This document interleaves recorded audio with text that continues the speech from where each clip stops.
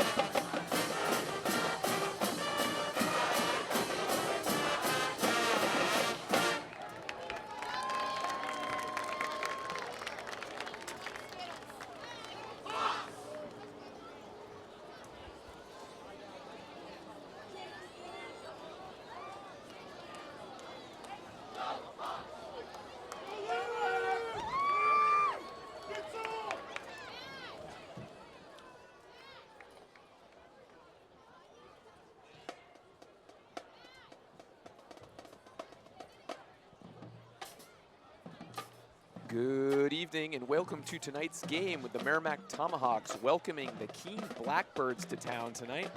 Got a kickoff time of right around 6:30, but before we get there, my name is Justin Slez. I'm the Assistant Media Services Coordinator for the town of Merrimack. I'm joined with Grace LeMay down at the field running the camera tonight. I myself will be trying to run some replays. I'll be doing some shout outs. If you want to shout out, head on over to our Facebook page, facebook.com/MerrimackTV. And leave a comment under the post about tonight's game, and we'll try and get at you. Let us know who you're rooting for, how you're watching, whether you're a Tomahawks fan, whether you're a Blackbirds fan. We'd love to hear from you. And in the studio tonight, we are lucky to be joined by Rob DeFelice and Andy Berkeley. How are you guys doing tonight?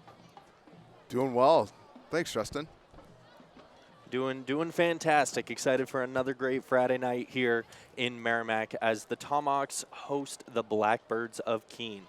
Andy, big game here. It's only week 4, but with this Division I West matchup where both teams' records are, this game certainly could have some playoff implications later on in the season. Absolutely can. And we were looking at the standings, and the Tomahawks are in need of a win, a substantial win against a division opponent. Both teams are looking to establish, especially as hit week 4, looking forward to the playoffs. All bets are off on what could happen tonight. Absolutely, and both teams very, very well matched for each other as well. Saying hello to everyone out there. Love the little camera spots. But Keene's offense has evolved so far this season. They are very well known for sticking to that very tightly packed 7-man front wishbone-style offense. But so far this season, we've seen them open it up, show a little bit of spread, show a little bit of passing game, and it's worked well for them. Their quarterback, Kason Abbott, is the number 5 passer in Division I football in New Hampshire right now. So the evolution that they have been taking upon themselves this year seems to be proving well, which is a great challenge for the Tomahawks defense, which also, for the most part, has played a very, very well rounded game so far this season. Absolutely, and we saw last week Josh Ozog. He started out coming off of injury, off season, played both ways last week, and 12 tackles. I mean that says a lot for a guy who had limited time, preseason, and getting his feet underneath him. So if they can contain the run, push the box inside, hopefully they can stop, and let's see what the Blackbirds can do with their offense and their passing game. Absolutely. And the Keene Blackbirds did win the toss and defer to the second half, so they will kick off to the Tomahawks to get things started. For those of you who remember last week, the Tomahawks got caught off guard a little bit as Goffstown came out and kicked a pooch onside kick over the front line's head. So expect to see the Tomahawks return team a little bit more alert coming into this absolutely. game.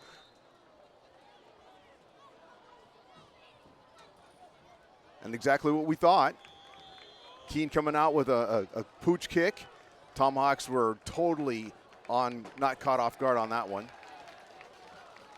And it looks like they did get a favorable balance as well going into Merrimack's favor. They are able to jump on it. And now a great start offensively for the Tomahawks, getting some decent decent spot on the field to start their drive. Right. Tomahawks going to start from their 38-yard line.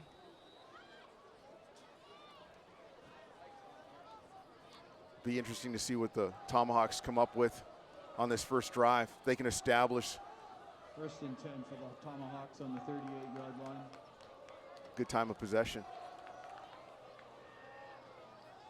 Dine in motion. Handoff to Gorman. And it looks like we have a fumble. Gabe Gorman on the They carry. are pointing in the direction of the Blackbirds, and they are going to give the possession to Keene. A first play fumble by the Tomahawks, giving up the ball early on. Oh, this is almost reminiscent of how last week started. Absolutely. Quick turnover last week, and Goffstown able to capitalize on that initial drive. Let's see if the Tomahawks defense can come up big. Ball's on the 38, first and 10 for Keene. I believe that is the voice of Pete Bergeron. He's doing the on-field calling today, if I'm not mistaken. So shout out to Pete. We kind of figured that.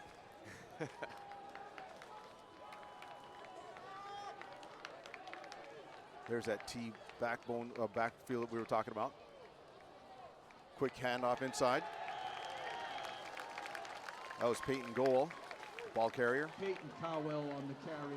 And this is exactly what we were talking about earlier. It's not their typical seven-man tight wishbone, which they are usually known for. They are spreading things out a little bit. They still had two guys in the backfield there, but they're spreading things out, putting a little bit of receivers out on the left side to try to open up that Tomahawks defense. It's kind of a similar set that the Grizzlies had last week, so hopefully the defense is keyed up on that. Loss of about a yard on the play, 2nd and 11. Another inside handoff.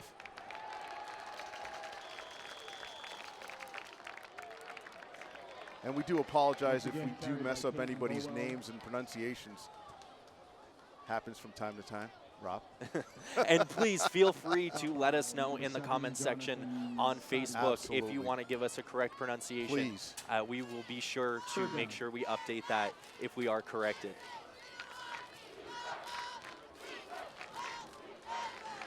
Third and 11. Gotta expect a pass on this play.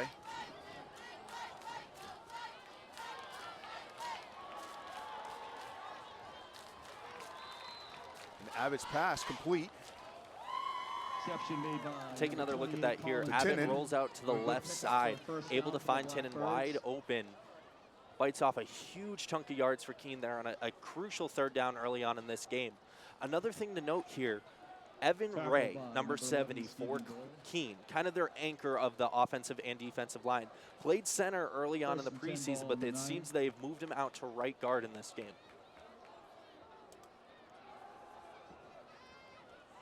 Abbott on the keeper. Looks like he was able to pick up about 3 or 4 on that play. Ball carried by number 3, Casson Abbott. going back to that last play, it looked like Tinen was was in the slot, and it was a quick slant, and he just found a nice gash right through the Tomahawks defense, pick up some good yardage on that last play. Which is very reminiscent of what he was able to do last week against North. He had an 81-yard touchdown off of a similar play call, a shorter route that he's able to find some space and break away.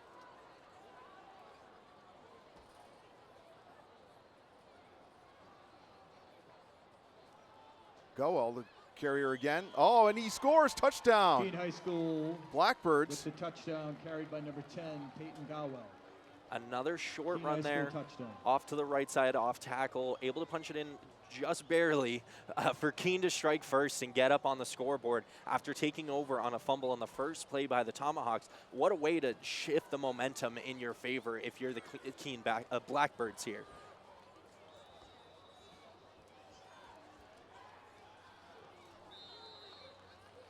And French's point after attempt is good. Blackbirds take an early 7-0 lead, capitalizing on an early Tomahawk turnover. And these are the kind of blunders that added up last week for the Tomahawks, between the penalties, some slight miscues on special teams, some late third down long possessions, things like that. It may seem small in the moment, but later on as the game comes down to perhaps just a couple of points, you look back at some of these early on situations and ask yourself, how did we get here? Exactly. And you look to plays like that and say, what would have happened if we didn't have that mistake at the beginning? Last week too, after the Tomahawks scored their first touchdown, and they missed the point after, and I remember saying that point's going to come back to haunt them, and it did. Obviously they tried the 2-point conversion, didn't make that one.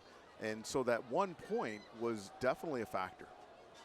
They say football is a game of inches, True and story. it is shown here. True story. Another pooch kick. This one looks like Tomahawks able to recover. Jax Whitney. Antonio DP Trantonio, I get that last name, Tomahawks 1st and 10. able to recover that. Tomahawks will start from their 28. And again, Keene looking to test the Tomahawk special teams unit based off what they saw on film last week. That's now 2 attempts to perhaps kick a form of an onside kick, and the Tomahawks able to come up with both of them. That one perhaps may not have been meant to go as far out to the perimeter as it was. As a reminder, the ball does need to stay inbounds, otherwise it would be a penalty. And so another kind of funky bounce off the grass that you see here goes in the favor of the Tomahawks.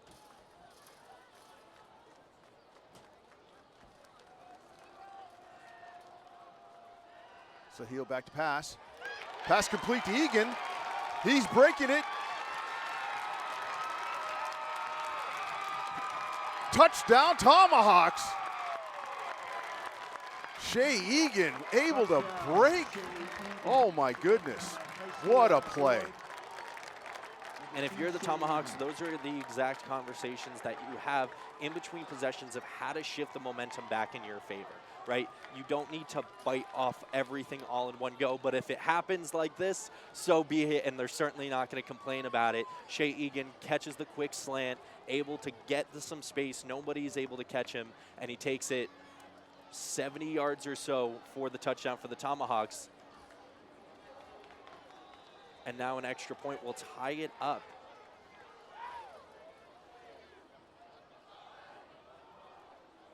A little bit of a confusion here for the Tomahawks. Looks like they're missing someone off the special teams unit.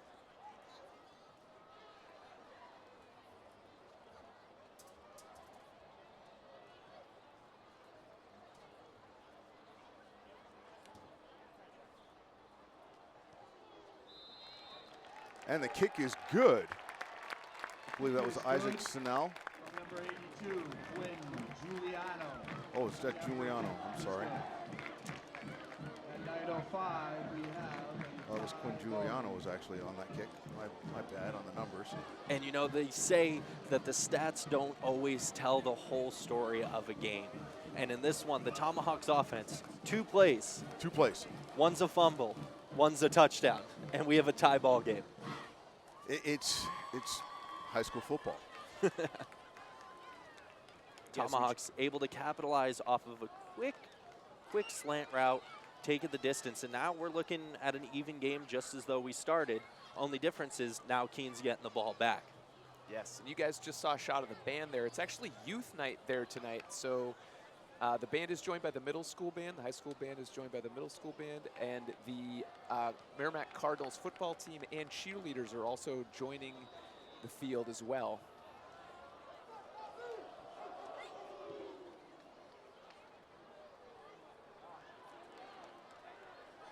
Lepley on the return.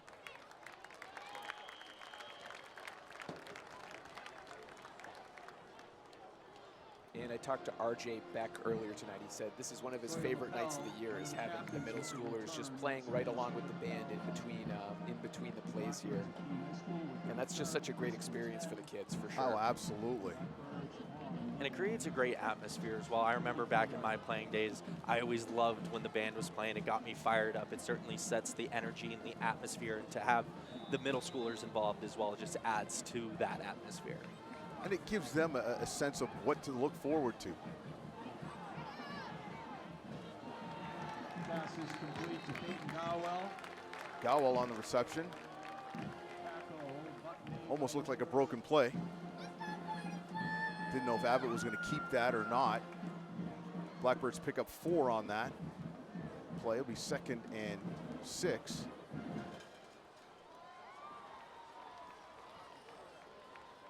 That tackle was made by Nickel Stevens.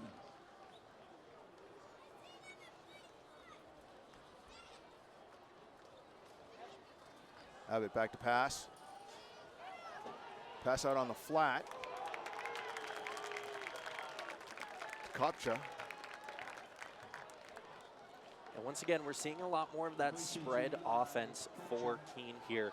In the preseason, Keene was asked about their season last year, making the playoffs for the first time in over a decade, and now carrying that into this season, and what has been the difference maker. And a lot of the players said that last year's seniors set the tone and set the expectations, and they're hoping as seniors this year to carry that expectation forward, to carry that energy that they had, to continue to improve and be a cohesive unit.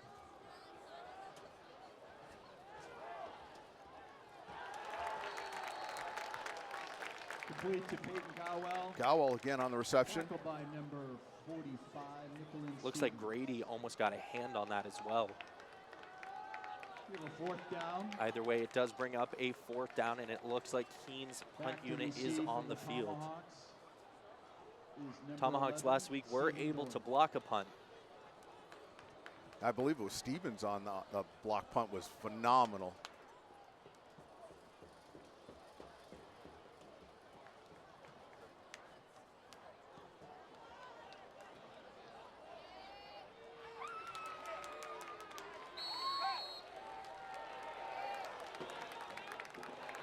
And that was Dine on the return, or excuse Doyle. me, Doyle on the return. Not much to gain, but secures the possession for the Tomahawks as they take over for just their 3rd play offensively. 3rd play. That was a nice punt by French to pin him in close to the sideline there. Didn't give Doyle much of an option on where to go.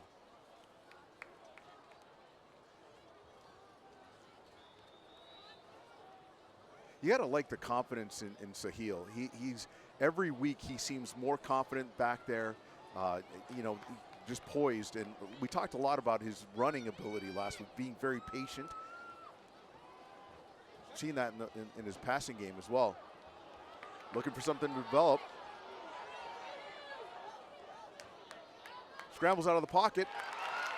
Able to make a nice pass. Pass complete. Ozog. Pass complete to number And this 10, is a big play here George as well by the Ozog. Tomahawks offensive line. The offensive line struggled last week to give Sahil the time he needed to make some of these passes, showing the difference here on that play as Sahil's able to extend the play, scramble outside, and eventually find Ozog for that pass.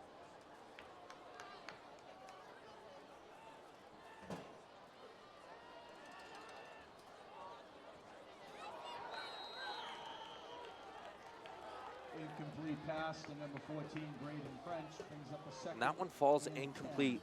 And contrary to what I was just saying, a very good push from the Keene's defensive line on that one, making things a little bit more uncomfortable.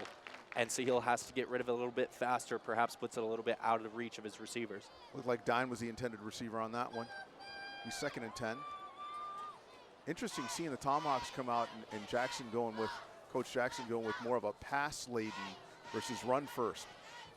Absolutely. He talked last week so much about them being a run-first offense.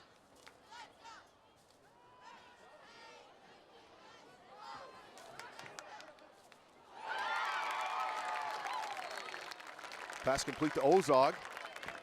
Pass complete. Take another look at that one here. Once again, Sahil scrambles outside. Ozog able to find open space. It's not necessarily the originally drawn route, but in situations like that, you find yourself knowing you have to get open, you have to find space so your quarterback can get the ball to you. And Ozog executes that very well here as the Tomahawks are able to pick up another first down. Looked like Ozog was able to find a little bit of a gap in the defense and just was a nice play.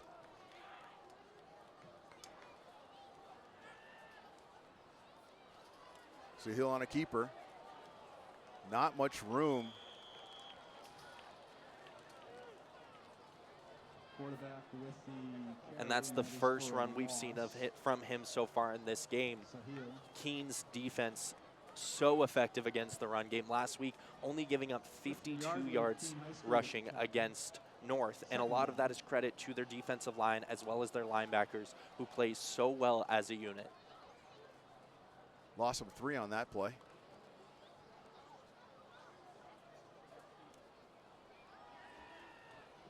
Quick pass across the middle to Ozog. Pass complete to number 10, Josh Ozog. 5 with tackle, Eli Kupchak. Looks like a pick of about 8 on that. It'll be good, 3rd and 3. Very manageable. We talked about 3rd downs last week, and Tomahawks came into last week's game with almost a 60% 3rd down efficiency and struggled with 3rd downs last week. Yeah, absolutely. Going only 4 for 12 on 3rd downs last week. And so far in this game, they are 1 for 1 on 3rd downs. First down.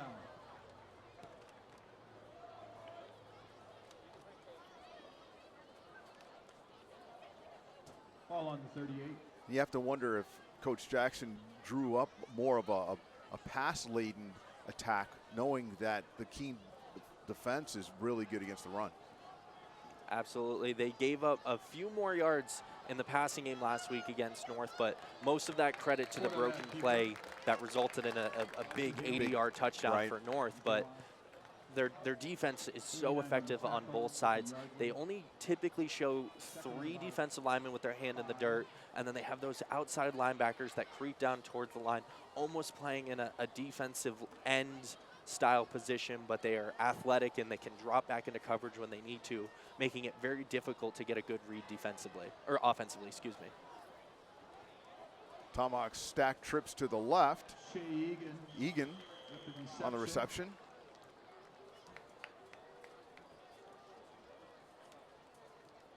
Comes up short for the first down. Another thing Keene does so well, they have a lot of depth with their internal front defensively, so you see a lot of substitutions keeping their players fresh. Gorman on the carry. Able to pick up about 2 on that play. It looks like it's going to be 4th and 3. And that depth pays dividends in a situation like that. You have a 3rd and short, expect to see the run. They make a few substitutions so that they have some fresh legs, some fresh guys out on the field, and they're able to make a stop and now force the Tomahawks into a 4th down situation.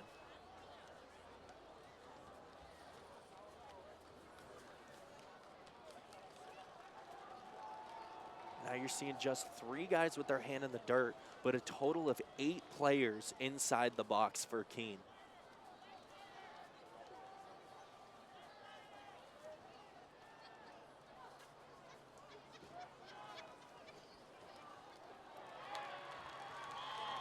And the Blackbirds able to come up with a great stick. Evan Ray Gabe Gorman with the comes up big. Short.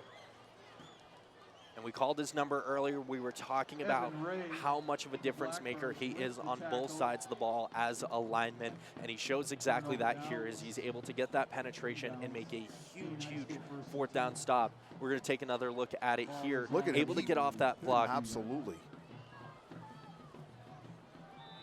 Yeah, he pushed right through the line. Great stop.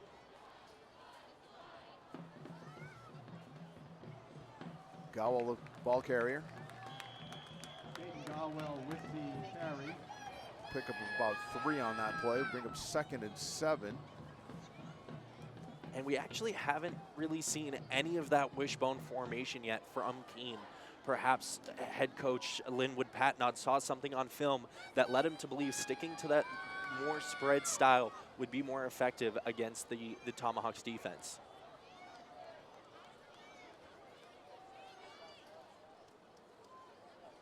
And Abbott's been able to throw the ball out of this set too. So another inside handoff. Oh, Tomahawks read that real well.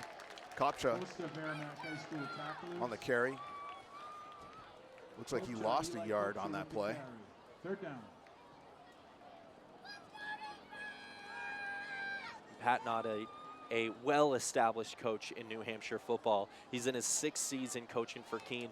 Prior to that, he was at Monadnock for just under 7 years, and then even before that, he was an assistant at Keene. So been coaching in New Hampshire for a long, long time, and now in his 6th season at the helm of the Blackbirds. Abbott looking for a receiver. Had to scramble. Oh, was he able to connect? They are going to give it to him. They're going to say he got his feet down. A DeRoches great with play. Great reception. First down, Blackbirds. Great discipline by DeRochers as well to know where you are in relation to the perimeter, get your feet down, and secure the catch to be able to pick up a big first down for the Blackbirds. First and 10. Tomahawks were able to get some good pressure, push Abbott out of the box, made him scramble. That was a good throw.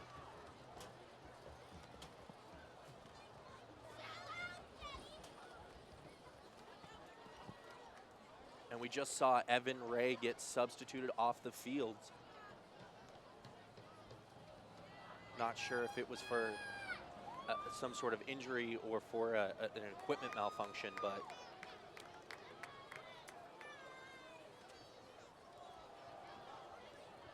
Abbott on the pitch. That was Kopcha. With a good run. Pick up about 6 on that play. Pickup of about in my 6. conversations with Coach Jackson this week, this is something that we discussed, protecting the perimeter. A lot of times you see those big runs come from those pitches or from those outside handoffs where they're running towards the boundary and trying to find that perimeter. And for the defense, it's a need to be disciplined, stay home, and not let anyone outside of you, as well as to not get sealed off by a blocker. Abbott back to pass. Incomplete pass. Great job on defense. Looked like that was Grady. And that is disciplined football by Abbott as well. You see his first read, he wasn't quite comfortable with it, so he pulls the ball down, turns to the check down, sees that he's in trouble, and is able to get the ball out. Falls incomplete, but could have been far worse for the Blackbirds. But an excellent play there made by Abbott.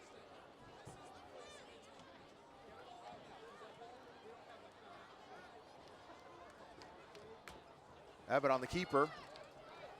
Gobbled up inside. Jason Abbott with the carry. Frankie and company on the tackle. Tackled by number 64, Nicholas Fonke. Brings up a 4th down. Be 4th and 4 for the Blackbirds.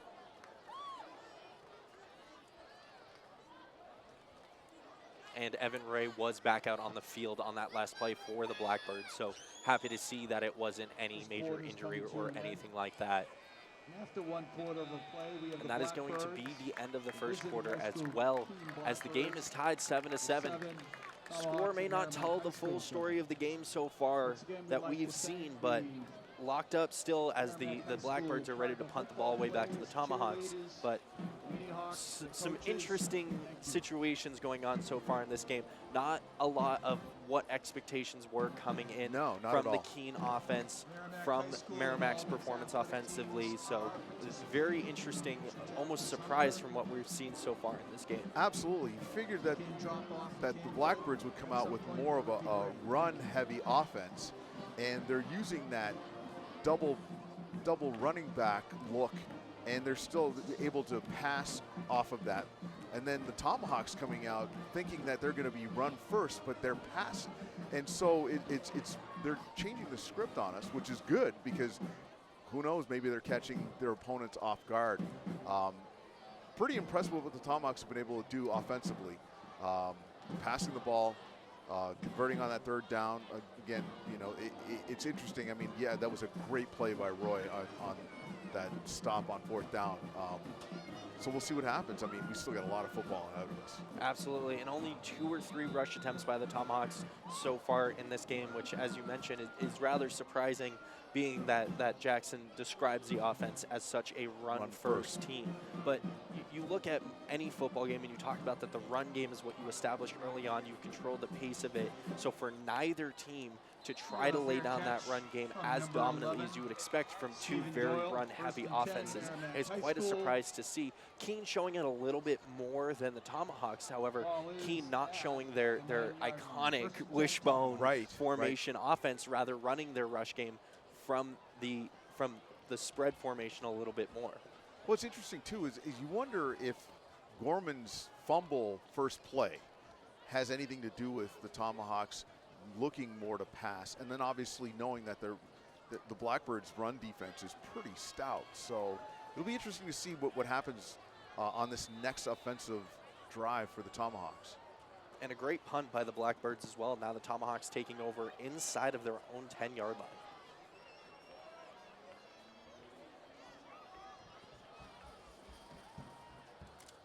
Quick pass out on the flat to Ozog. Pass to Merrimack High School's Ozog. And we touched upon it earlier, but I want to go back to Ozog's efficiency in last week's game. Coach Jackson said that they were limiting him in week 2 due to his lack of a preseason because of his injuries, and then was supposed to get eased back into the offensive game last week, but due to some injuries was thrown full force back into it, coming in with 12 receptions last week. Excuse me, 7 receptions last week. Oh, Mujawar not able to do anything on that play. Broken play. You see the pressure coming from the middle, forces Mujawar outside, which results in that outside linebacker stepping up and able to make the sack. A big loss for the Tomahawks now as they're pinned even deeper in their own territory.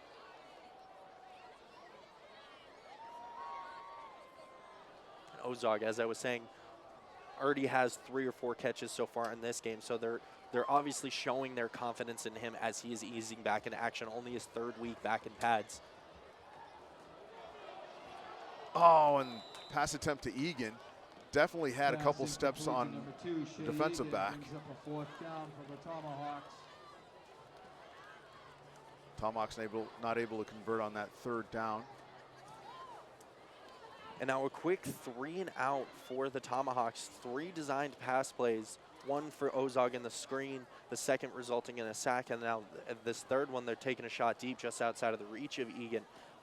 Now showing a little almost reminiscent of what the pass game looked like late last week as they weren't able to connect, whether it was a lack of protection or some slightly overthrown balls, but you see how the slight errors can add up. Fair catch. And that was a muffed punt, but luckily the Blackbirds able to jump on top of it to maintain their possession. But we do hear a whistle late here. There may be some laundry on the field. Tinnan called for a fair catch and then ended up misplaying that, almost coughed it up.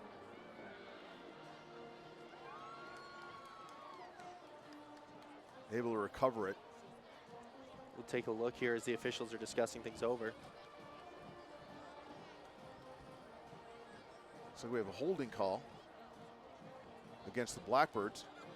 We believe the indication on the field is a personal foul.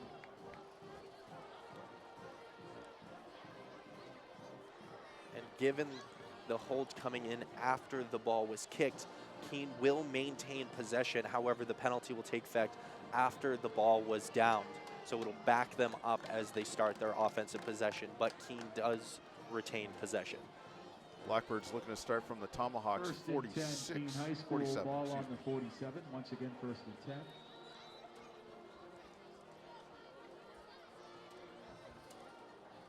Keene going with one running back. Pitch out. Oh, Gowell able to break some tackles. That was a great run. And we'll take another look here. This is a play that likely would have resulted in a tackle for a loss, but Blackbirds able to keep their feet moving, keep things on the ground. That was Peyton Gowell. Just keep pumping those legs and refusing to go down. Breaks not one, not two, but 3 tackles and turns what would have been a 3-yard loss into a 14-yard gain. Oh, Grady's wanting that pack. He had him dead to rights in the backfield, and Gowell able to break the tackle. Abbott on the keeper. Oh, it slips. Number 3, Casey. And once again, the Tomahawks having a little bit of difficulty wrapping up defensively. A couple of broken tackles in the backfield. This time, the wet grass potentially saves them from another big gain. But some sloppy-ish tackling we're seeing from the Tomahawks so far in this possession.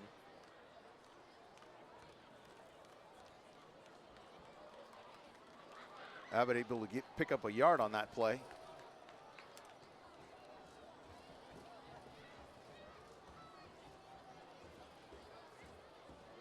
Abbott back to pass. Lepley on the flat. Pass complete to 34, Sawyer Leppy. Tackle by number 6, Carter Maggio. And that was Jojo Sadia as well in on that tackle for the Tomahawks. The Sadia twins have been so effective during their tenure here with the Tomahawks.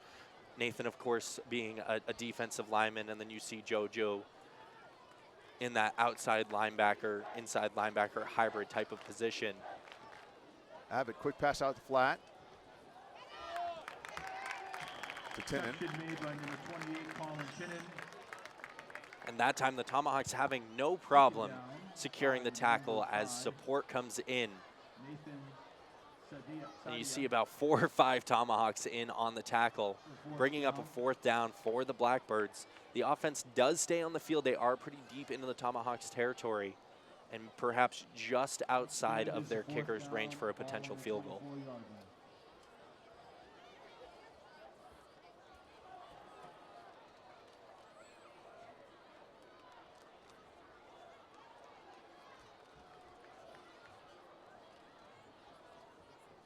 Quick pass on a slant, probably. Abbott, no. Oh, he had a man wide open. Looks like it may have been a miscue there. Abbott throwing it to the corner of the end zone, and the receiver cuts the route to the inside towards the goalpost. You see that happen from time to time. A lot of times those routes are designed to be an option-based route that the receiver makes a decision based on what they are seeing from the defensive reaction. Do I bend it to the right or do I bend it to the left? Right. And in this instance, the ball gets out of Abbott's hands just before he sees the receiver commit to the direction that he was going. Tinnen was the intended receiver.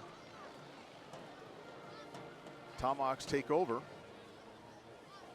And I want to remind you to head on over to our Facebook page, facebook.com/MerrimackTV. If you want to shout out tonight, just leave a comment under the post about tonight's game, and we will try and get at you, whether you're rooting for the Tomahawks, whether you're rooting for the Blackbirds. We'd love to hear from you.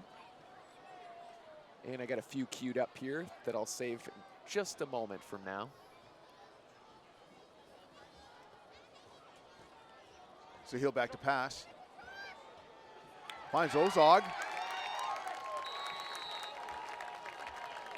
Complete pass to Josh. Tackled out of bounds by Ozog, Calkins. number 10. And more Ozog, patience here number shown by the quarterback, able to get outside of the pocket, doesn't like the first look that he sees, There's a flag on the play. extends the play a little bit longer, gets outside, shows a little bit of a pump fake to get the defensive line to jump and move around. resulting in the catch to Ozog, but it does look like we are going to have a penalty. And that will be an ineligible man downfield against the Tomahawks, which will negate that catch by Ozog and back the Tomahawks up instead. I think Ozog got dinged up on that last play. Ozog not on the field for the Tomahawks. Went down a little wonky on the tail end of that play, out of bounds along the sideline. Repeat it out.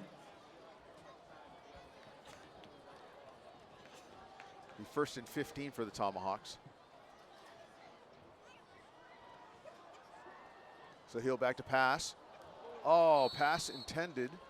Couldn't tell who that was for. 14, and the Tomahawks almost taking a page out of the Blackbirds book here, having 7 men up front, 2 tight ends inside tight, which is not the usual looks you would see from the Tomahawks offense, showing something a little bit different, catching the defense off guard. Pass just out of reach, but an interesting formation to see the Tomahawks come out in. And now a timeout by the Blackbirds. Timeout, Caden Dine was the intended receiver. Just a little out of his grasp. And I think this will be the perfect time for a couple shout outs here, guys. I got Roseanne Hawthorne. She says, Ellery and Roseanne Hawthorne, a.k.a. Mimi and Papa, will be watching and cheering Josh Ozog and the team from the bleachers. She says, go Tomahawks. And I got Deborah Smith. She says, Deborah Smith, a.k.a. Grammy Smith, will be cheering on Kobe Smith and the rest of the Tomahawks while watching the game on Merrimack TV. Go Tomahawks, and no shortage of football emojis on that one. So if you want to shout out, head over to the Facebook page, Merrimack TV. Leave us a comment under the post about tonight's game, and we will get at you. Let us know who you're rooting for, how you're watching, maybe what you're snacking on if you'd be so kind, and we'll get at you before the end of the game. And like I said earlier tonight, the Merrimack Middle School band is joining the high school band tonight on the field, and they are playing right along with the high school band in between here. And we will also probably get some glimpses of the Merrimack Cardinals cheerleaders and Cardinals football team as well, as it is youth night. I also hear for the students it's country night, so you might see some country garb as well from the students. So he'll back to pass. Egan on the reception. Able to find a seam. Big pickup to midfield. Oh, we got a Blackbird down though. Reception made by number 2, Shay Egan, for a first down. And Egan, the junior, so effective when he gets the ball in his hands. He's a good route runner, but he's even better when he gets the ball in open space and is able to put his legs to work, make a few guys miss, and find the space that he needs to gain as much yardage as possible. And a huge, huge pickup for the Tomahawks there. Looks like Jacob Calkins got injured on the tackle.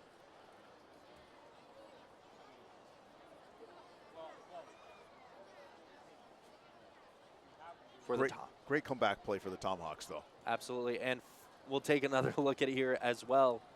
Finds him in almost the sort of a check down, and he takes it up the middle, resulting in a big play. But an update for the Tomahawks as well. We mentioned earlier Ozog came off the field, but we do see him here on the sideline with his helmet on. So it appears that it was nothing major, which is, of course, good news for the Tomahawks.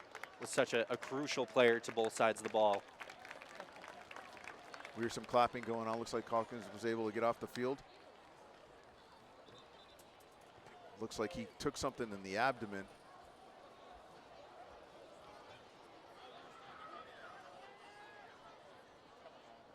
You always hate to see injuries for either team. Very unfortunate for these players who work so hard to be out here.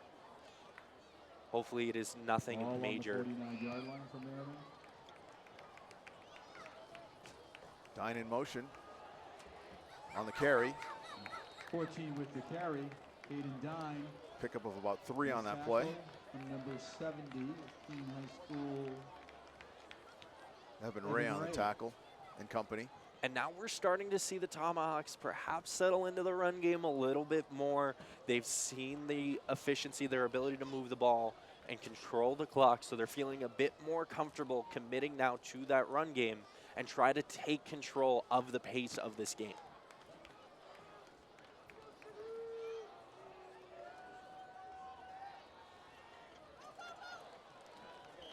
'87 on the reception. Rete unable to get much, 39 might even have lost a yard on that reception.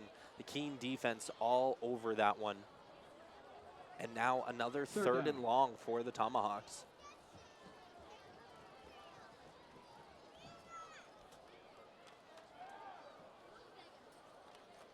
Tomahawks always trying to use that hard count to test the discipline of their opponents. Keene's D-line, of course, not budging. Oh, going to stoppage and play. And we have a timeout, Tomahawks. Timeout. Merrimack Looks like High things School got a Tomahawks. little late on the play clock for the Tomahawks, so they wanted to take an extra second, avoid the penalty, and discuss things before this big third down. 2 quick scores early on in this game, and now a defensive showdown from both teams. Yes. Contrary, once again, to what we were expecting. I was coming into this game thinking we were going to see a pretty high-scoring first half and a high-scoring game as a whole, but both teams' defenses playing such a disciplined and strong game, and not, aside from Egan's touchdown early on, not giving up any huge plays, and it's been a good back and forth. It has been, and you've seen a couple plays where both teams have been able to get 20, 25 yards. But outside of those 2 plays, one for Keene, one for the Tomahawks, it's been relatively a decent contest defensively for both teams. It'd be interesting to see if the Tomahawks can, again, the Blackbirds doing a great job at forcing the Tomahawks to a 3rd and long.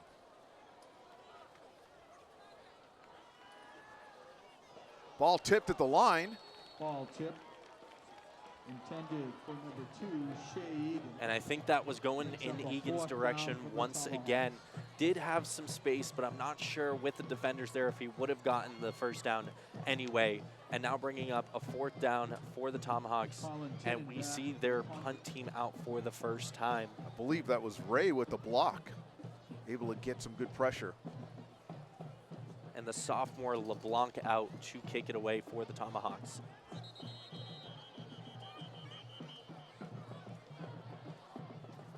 And we have a timeout, Blackbirds.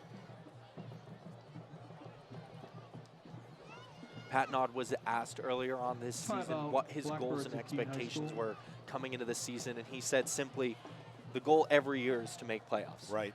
Obviously, people want to win championships, but he said you can't win a championship unless you make the playoffs. So the goal consistently is to make the playoffs, and he is no stranger to state championships, as he did win a state championship when he was the head coach for Monadnock back in 2012. So it is somewhere he has been and is looking to take his team to once again now that he is coaching at Keene. And you see the building blocks. I mean, we talked about Preston with the Grizzlies, first-year coach last week, and Keene's definitely got some players. I mean, that can do that. It'll be interesting to see how they can match that up for the rest of the season with what they've got on the schedule. Absolutely, and it comes down to, as well as some of the seniors were discussing early on in the preseason as well, is that shift in culture, that shift in attitude of these are the expectations as a team that we want to accomplish, and that becomes a team effort, and that just changes the attitude in the locker room and on the field. Oh, we have a false start penalty against the Tomahawks. And it looks like the Tomahawks may not have been looking to kick that prior to the penalty either. Egan getting the snap just 6 or 7 yards back, and now the punt team coming back out. Of course, Egan being one of the backup quarterbacks on the team, so you never know. And that looked like it was Sahil. They were showing a wildcat set, but it may have been kind of a pooch punt that you see. Blank with a nice punt. Almost blocked. Tomahawks fortunate to get it away. Looks like the Blackbirds will start from their 22-yard line. And with just 5 minutes and 45 seconds left in that half, now is when you start to think as a coach of how do I play this clock? How do I take advantage of the time that I have left? Remember, Keene does get the ball back to start the second half, so do they slow things down, commit to that run game, and control the pace of this and inch the ball up the field, score late with very little time left on the clock before they hand it back over to the Tomahawks? 22-yard line. Of course, on the other side of the ball, can the Tomahawks defense match up well and contain and maybe get another opportunity to put points on the board, knowing that the Blackbirds get the ball to start the second half? Inside handoff. Nice tackle. Toya Lapel on the carry. And that was Dine on the tackle for the Tomahawks. We talked about being disciplined and reading your keys, and Dine does just that on that play, able to make a quick stop just a yard or so on the gain for the Blackbirds. Luckily, the ball carrier, pickup of about a yard and a half, maybe 2.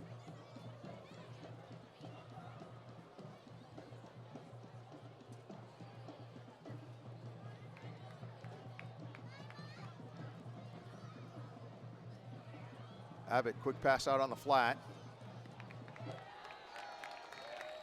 Tinnen on the reception. Tinnen on the reception, tackle by number 45, Nicholin Stevens. And another short gain for the Blackbirds, but the Tomahawks defense is standing pretty tall on this drive, not giving up too much, putting the Blackbirds now in a third and decent situation. Get a stop here, perhaps get the ball back with some good field position, which could result in a score for the Tomahawks.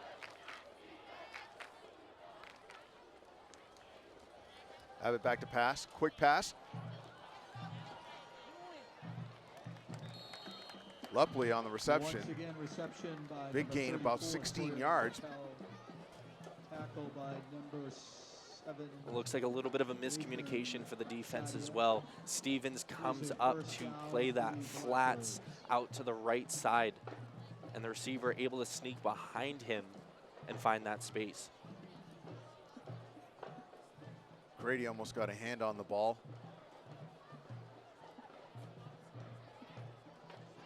And we've yet to see Abbott go under center. Everything has been out of that shotgun set. Quick pass to Lupley, out on the flat. Pick up about 4 on that play. On the reception. Egan having no problems getting away from the blocker and stepping up to make that tackle.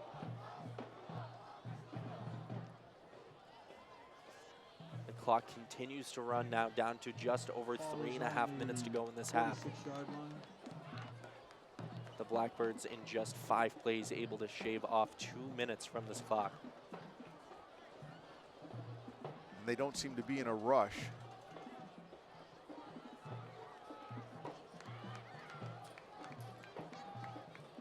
Abbott back to pass. Oh, nice reception. Lupley again on the reception. Nice big gain. And once again, you see the ability from the Keene offense, whether it's in the hands of Tinnen or Lepley or DeRochers, you get the ball in their hands in space, and they are so good about keeping their feet moving and getting those yards after contact and not going down after that first instance of contact. We'll see it again as Abbott rolls out. Lupley able to find a seam just behind the Tomahawk defenders. And Abbott throwing on the run was a nice connection. Abbott back to pass again. Reception made by number 10. Gowell. That time Stevens ready for it, made the correct read, and is able to make the play after a short gain. On the tackle, Nicholas Stevens. And now you start to wonder for the Tomahawks, do you start to use some of your timeouts? You still have 2 left.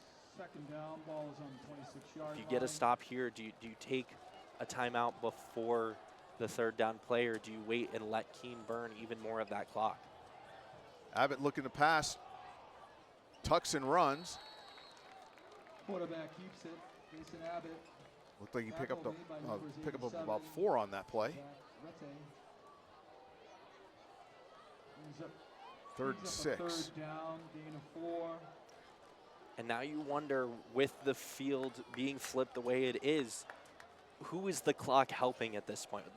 Keene Blackbirds not showing any sense of urgency. So if you're the Tomahawks, are you trying to just hold them off to burn out the clock? Or are you trying to save the clock to potentially put together a possession offensively? Let's see what happens. Abbott.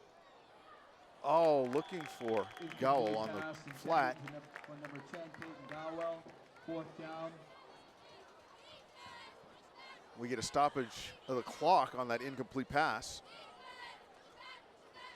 And this is makeable field goal territory for the Blackbirds. We saw them able to put it, I believe it was a 28-yarder through last week. So they will send on the field goal unit. This one looks like French on to attempt the field goal. French with the field goal. This one going to be a 37-yarder.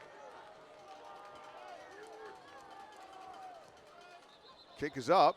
We have a flag, or stoppage. We got. The kick was good, but there is a flag down on the field. And it's going to be a false start. Going to negate that kick. Keene icing their own kicker accidentally. Totally. We'll see it again. Not sure where I saw that.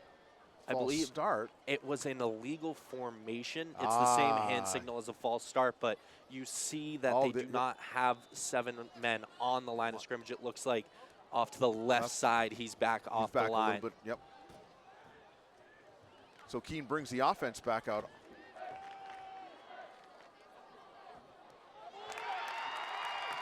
And we have an interception. Number 11, Stephen Doyle. Doyle with the interception. Interception. And that is some fine dining, if you will. Yeah, absolutely. Able to make a huge defensive stop. What could have been a favorable situation after the penalty for Keene. Now the Tomahawks get the interception. 1 minute and 16 seconds left, 2 timeouts. 2 timeouts. There certainly is enough time, as we saw earlier on. The Tomahawks can break that big play. Now you wanted to see, are they going to take some shots? Are they going to try to push it down the field? Or are they going to take a little bit more of a conservative approach here and avoid potential turnovers or blunders or anything like that and just be comfortable going into the half at a tie? I would expect to see at least 1 or 2 plays from the Tomahawks testing the waters, see what they're able to get, and then you'll see where that decision comes in. Ozog in motion. And we have a flag.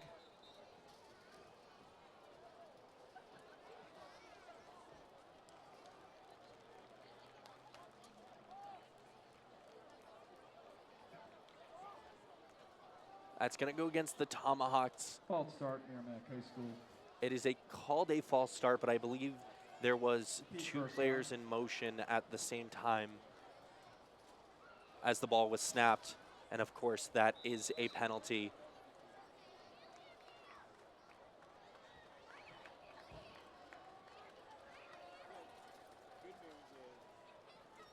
So he'll back to pass. Intercepted. Braden French on the interception. And this is, as I mentioned, by taking a shot, you are assuming that risk of potentially giving up a turnover. And that time, it did look like it hit Dine in the hands, but he's unable to come down with it. And Keene taking advantage now. 1 timeout, 1 minute and 10 seconds left. You get the ball back. You're backed up now from where you were, but still plenty of time to bring the ball down and set up a potential field goal or touchdown before going into the half. I believe Doyle was the intended receiver on that play. Doyle, excuse me. No worries. First down, Keene. 11-14, you're watching, oh yeah, I do it all the time. But you called it. You called it, anything could happen. Abbott back to pass. Oh, gobbled up with a sack. Taken down. And that is Nathan Sadia. As I mentioned, him and his brother JoJo so effective. And once again, defense has been the story other than those 2 big plays. Both teams' defense is playing very well. Tomahawks opt to take a timeout after that play. Loss of 5 on that play. Wow, this could be really interesting on how this plays out. It is an interesting choice here as well for the Tomahawks to take a timeout there. You force the sack, the clock continues to run. With Keene only having one timeout left, you almost want to burn the clock as much as possible at that point, because even if you get a couple more stops here, you're not going to be left with much time on the clock. So you're almost hoping to burn as much as possible to go into the half and then regroup. On the other side of the fact that the ball's at midfield, if you're able to stop them, then depending on punt or what have you, anything could happen, right? So it's one of those coin tosses almost.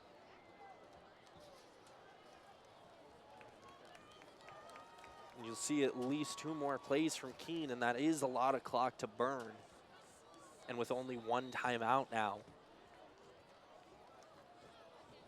Second down.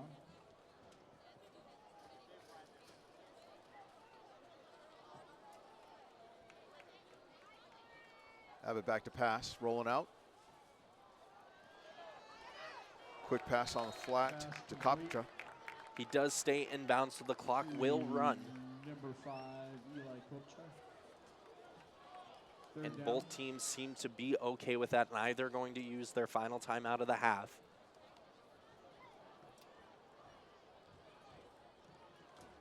Keene, of course, has that huddle offense, which does use quite a bit of time.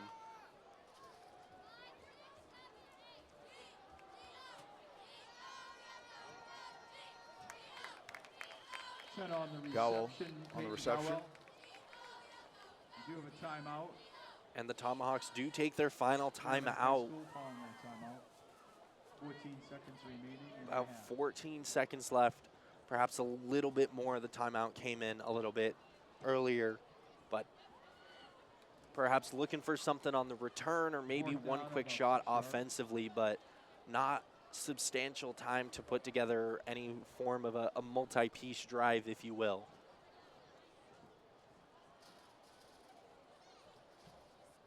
You have to wonder what Keene's going to do coming out of this timeout with it being 4th and looks like 6 or 7. 4th and 6, yeah.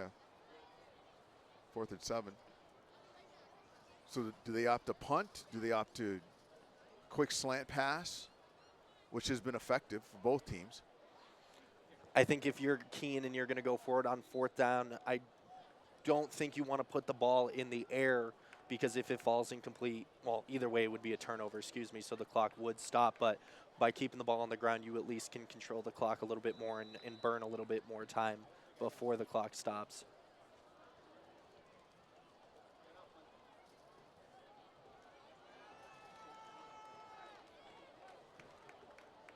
Wake up, Steven! Keene going with 4 wide receivers, and that ball falls incomplete. Intended for number 8. DeRoches was the Miles intended receiver. DeRoches. Tomahawk's able to get a hand on that. And as I mentioned now, by taking a quick slant, only a couple seconds came off the clock. The Tomahawks potentially now have time for 2 plays, a quick out towards the boundary, get out of bounds. Absolutely. Or with the timeout as well, they do have the ability to throw the ball over the middle and take the quick timeout. But Keene now leaving them a little bit of time to take a shot if they choose to. Not sure if the Tomahawks, given the interception on the last drive, if that's the way that they will go with it.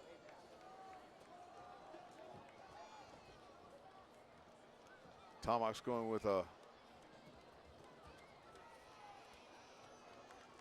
4 receiver set. Trips to the left. Quick pass out in the flat to Doyle.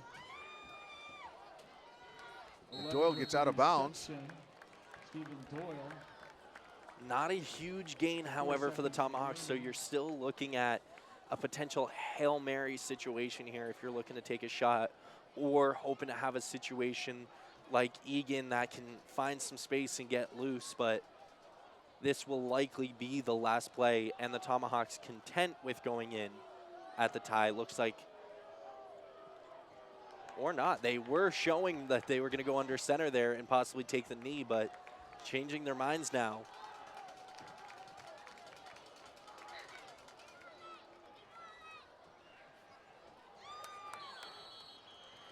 Dine with the reception. Pass to number 14, but his knee does hit the ground, so the play goes dead. And that's the end of the half. A surprising 7-7 score here at the end of the first half in Merrimack. Both teams playing very strong defensive games so far in this one. Only a couple of big plays have been the difference makers offensively for either team, but aside from that, it's been a defensive showdown. It has, and you have to wonder if that turnover to start the game was a factor in terms of derailing any kind of momentum the Tomahawks could have had coming right out of the gate. The Blackbirds were able to capitalize on that, score right away. Tomahawks answered, and then now we've seen just a really good defensive battle between both teams. Be real interesting to see what the coaches draw up during this timeout, during this intermission, and see what they come out with for the second half. It's anybody's ball game. If the defenses continue to play this way, we could end it could be a 10-10 game. It could be a 14-14 game. It's been a good game thus far. And apologies to those who love big offensive shootouts and scores left and right, but I myself do love a good defensive showdown. So a great game that we've had so far between these two teams, seeing both of their defenses play very, very well, make the opponent's offenses uncomfortable into uncharted territory, if you will. Keene yet to go under center in their typical wishbone formation, only staying in that spread formation. And the Tomahawks resorting to their pass game rather than controlling the pace with their run game. So both teams kind of in an uncomfortable situation as forced by their opponent's defenses. So it is a very enjoyable game if you are a fan of good defense. Of good defense, absolutely. And we'll see. I mean, it's been really good watching Sahil play. Very poised in the pocket, making some really good decisions. You know, a few balls getting away from him. But then you look at Abbott and playing out of the shotgun and what he's been able to do. It's been really good seeing both these guys, these young quarterbacks, playing with some poise. So it'll be really interesting. The second half, it should be good football, regardless of the outcome. I'm glad we're tuned into this one. Absolutely. But before we get to that second half action, we do have a treat for you. The Merrimack High School Marching Band will showcase their performance here on Merrimack TV. Always a treat to be able to enjoy this very, very talented marching band as well as their color guard.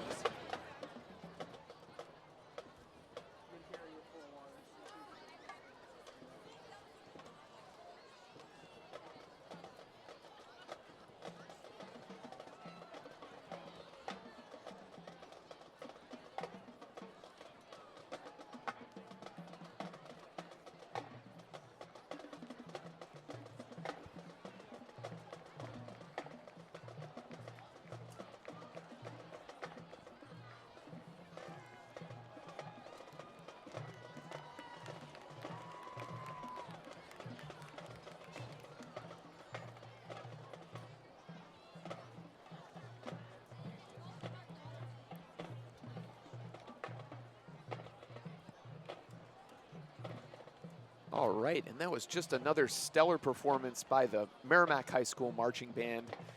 Thanks to Brendan McWalter and RJ Beck, of course, giving them a hand down there as they see their way off the field. It is, of course, youth night, as I had mentioned earlier this evening. And Grace LeMay did grab us some clips down on the field before we started. So I'm going to see if I can pull those up for you right here. We see the Merrimack Cardinals cheerleader team joined by the high school team. And of course, Grace LeMay trying to coax them into waving for us.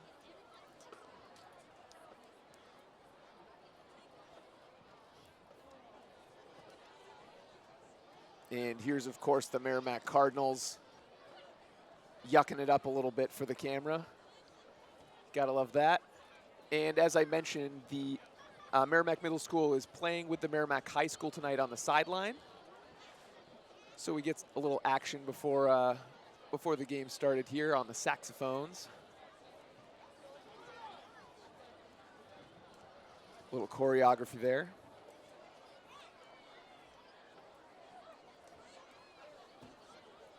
And you'll love to see that. And as I mentioned, yes, that is youth night tonight. And for the high school students, it is country night. I didn't get any shots of them in the country garb tonight, so you might see some of them wandering down on the field a little later on in their country garb. For right now, of course, if you want to shout out, you can head on over to the Merrimack TV Facebook page and leave a comment under the post about tonight's game. I do have a couple more pulled up here. And by pulled up, I mean I'm pulling them up right now.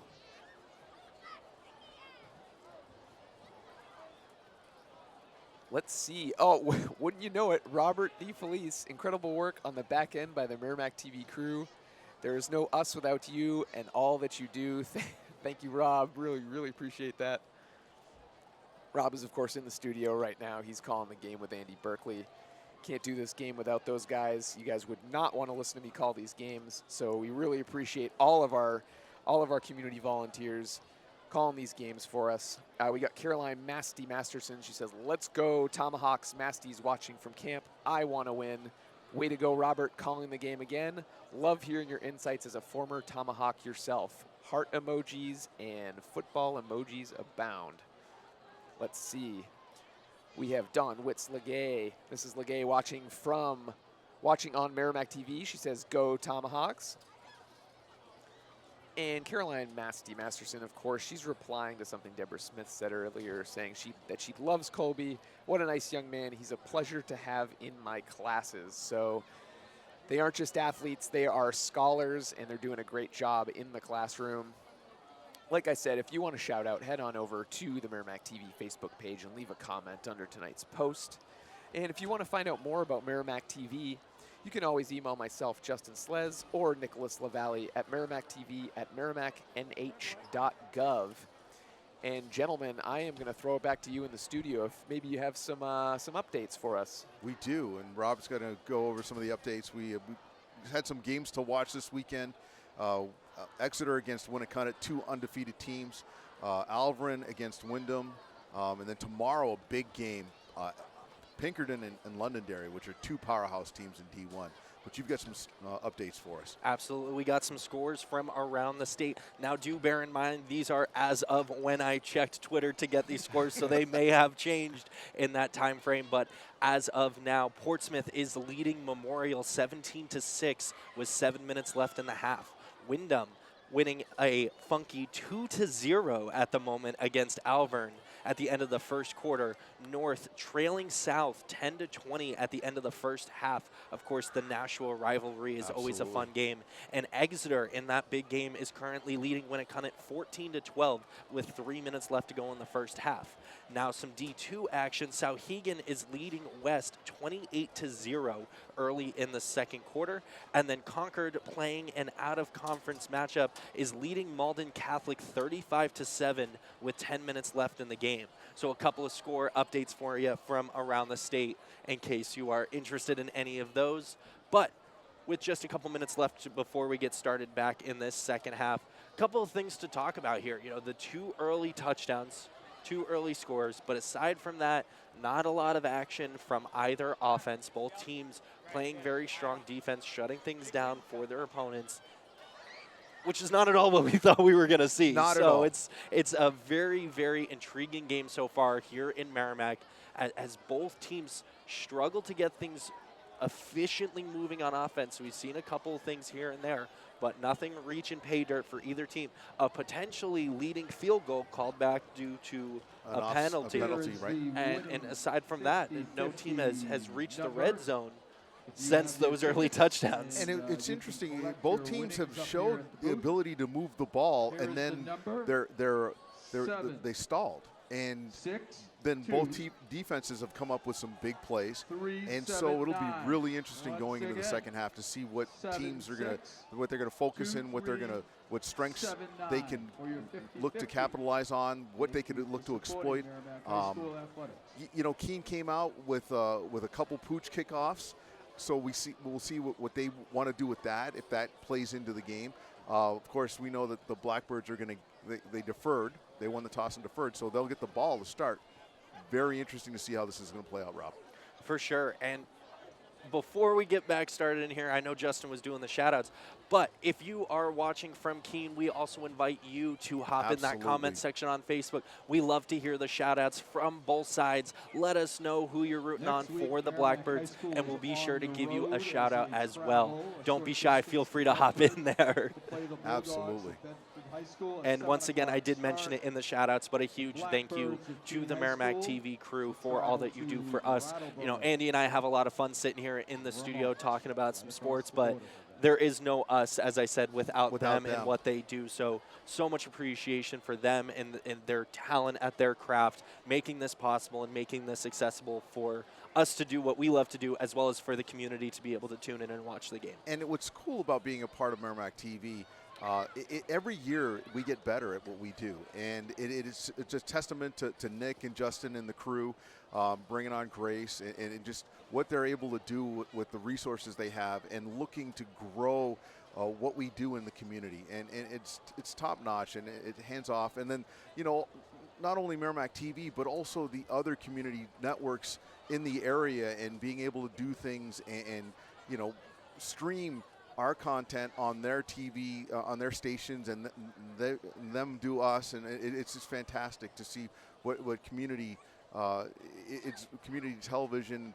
community networks are doing to get content out to folks. Absolutely. And we do see some of these country outfits at the game as well.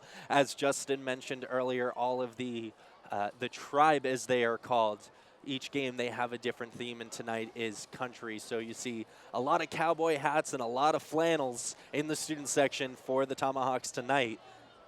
Versus last week, it was luau. I think so. Almost, you have to wonder, with Keene coming from up north and being a little bit more of a country part of New Hampshire, was this a strategically selected theme for tonight, playing against the Blackbirds? Rob, I did actually hear that was taken into consideration when they decided this from a source of mine on the team. So the tribe getting into it as well, being strategic, perhaps trying to mess with the mojo of the Blackbirds. Possibly.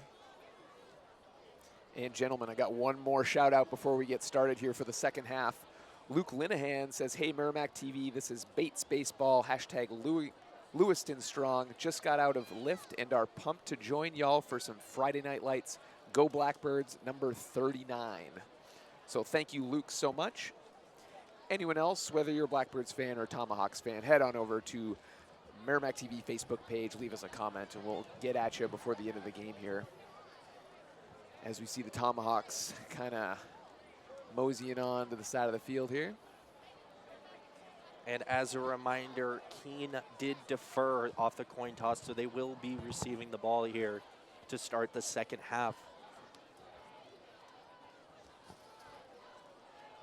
Curious to see if we will get to witness any of that wishbone offense that Keene is so known for. I've talked about it a bunch, but we have yet to see it in action tonight. I did see in the earlier film of this season that they were tying in the spread more, but I did not at all expect them to commit fully as much as they are in this game. very unique style of offense for Keene. Abbott being out of the shotgun, and it's added a lot of versatility. Still a lot of run plays, but giving them that same look to and being able to connect with Lepley and Gowell out of the backfield on some big plays. So we'll see what they draw for the second half.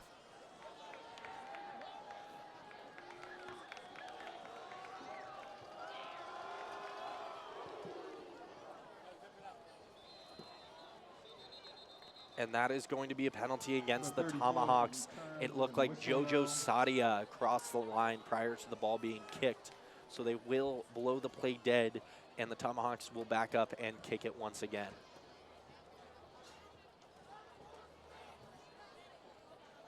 Tomahawks almost gave the look like they were going to do an onside kick, stacking one side of the scene. Flag on the kickoff. And offsides on the kickoff. Interesting, too, to see the officials blow this dead rather than allowing the play to play out. Obviously, it is the right call. Sadia did cross the line. So we'll get another kick. Giuliano from the 35.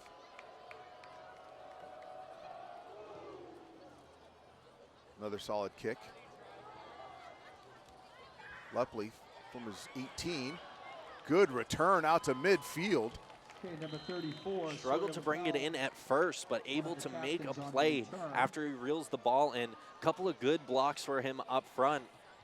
And now setting Keene's offense up to start the second half from midfield. Blackbirds on the 49-yard line. First down. Return of about 31 yards on that play.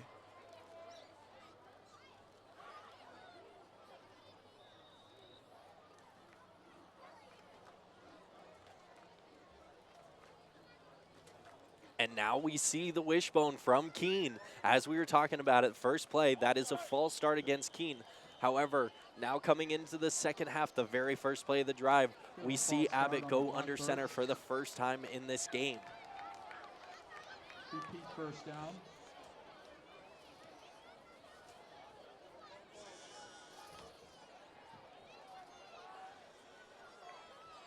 First and 15. And this is where Keene, if they stick to that wishbone, is going to try to control this clock. You're not going to see a ton of big chunk plays, rather steady marching down the field. Looks like Lepley was the ball carrier. Short pickup. And we have another flag down here. Also looks to be going against the Blackbirds.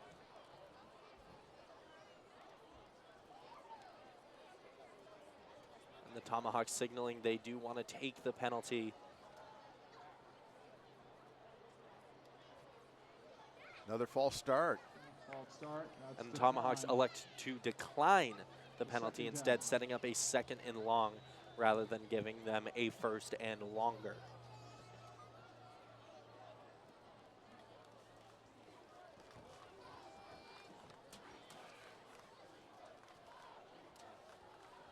Looks like it's 2nd and 4, 2nd and 3. They are behind the sticks due to the first that's penalty. Right, you're right. My bad. Lepley on the reception. 34 on the reception. Sawyer lapel. And this is what makes that wishbone effective. You bring the defense packed inside with everyone that you bring in there, and you get these shots to the boundary as the receiver is able to escape outside and pick up a big chunk play. That's where the chunk comes in, as I was mentioning before. All of that run game out of the wishbone is going to be inching up the field, unless, of course, you break it away. But then you have those shots that come in and you catch the defense off guard.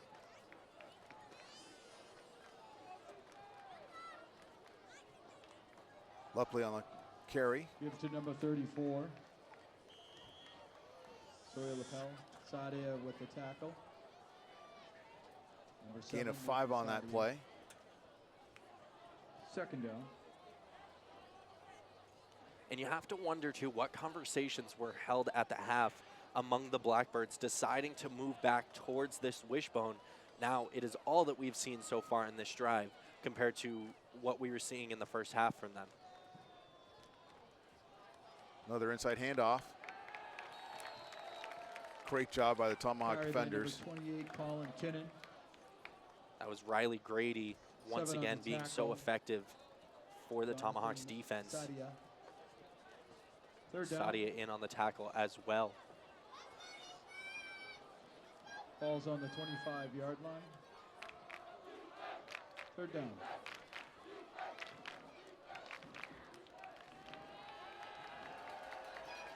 Grady chasing. Good pressure Pass there. broken up. Fourth down. Abbott's pass Jojo Sadia. intended for Gawal. Falls with that incomplete. deflection. Fourth down, 5 yards. Bring up 4th and 5. And I think this would be just outside of the range of their kicker, so I don't think they're going to try to attempt the field goal. The offense will stay on the field as they attempt to pick up this 4th down. And another crucial play, you talk about those individual moments in a game that can shift momentum, and this 4th and 5 could be just that. But prior to, we will see a timeout from the Blackbirds. Not liking the look they see from the Tomahawks defense. Want to discuss things over a bit more Timeout, before Keene their High School. 4th down attempt. It's an early timeout, too, for the Blackbirds, so you got to wonder how this plays out later on in the game, depending on what happens on this play. This play could be crucial either way for both teams. And we see both coaches discussing things over with their team. Jackson and Patnod know each other very well during their time as head coaches for Merrimack and Keene. They've played each other 4 times, and they split that series 2-2 so far in their meetups. But where you see the difference is where the scores fell. Right. In total, in those 4 games, Merrimack outscored Keene 114-67. So the record shows a 2-2 split, but the score tends to hint otherwise. Of course, one of Keene's wins being a high-scoring game for both teams. Right. So although Merrimack lost, they still put up, I believe, 32 points in that game a couple of seasons ago. But these are 2 coaches that know each other very, very well. They've played against each other quite frequently and know each other's craft, which again leads you to wonder, is that perhaps why both teams are switching up what their standard usually is, because these coaches know each other very well. Abbott on the keeper. And he's able to connect. They are going to mark him short. He is not going to get in the end zone. Kopcha on the reception. A great action play there by Abbott. Very Reception good made play by call. Eli Kopcha. Finding Out of Kopcha out bounds on at the about perimeter. the Picks up not 2-yard only the line, first down, and but now goal. puts the Blackbirds on the Tomahawks' 3-yard line, looking to break this tie for the first time since the 4th play of the game. Absolutely. Smith was instrumental. He almost had the outside contained and not able to.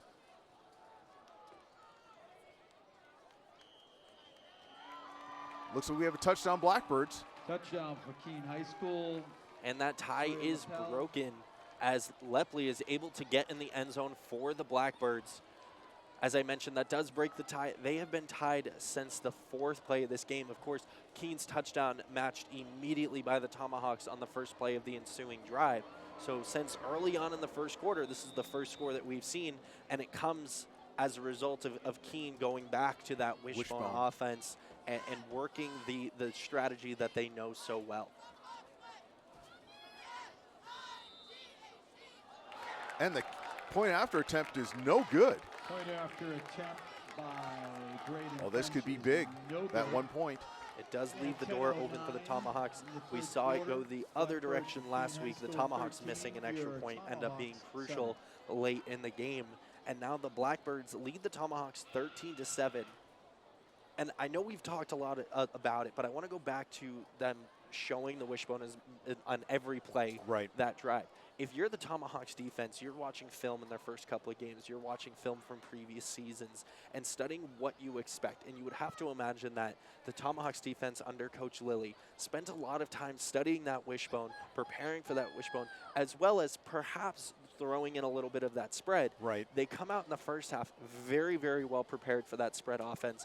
Aside from the early touchdown, they have the stop. And now, as they see the wishbone, which is, again, what you would expect, they prepared even more heavily for. Right. you see the Blackbirds able to drive down the field and score the touchdown. So a very interesting first drive here for Keene as they are able to get in the end zone. And mix it up well.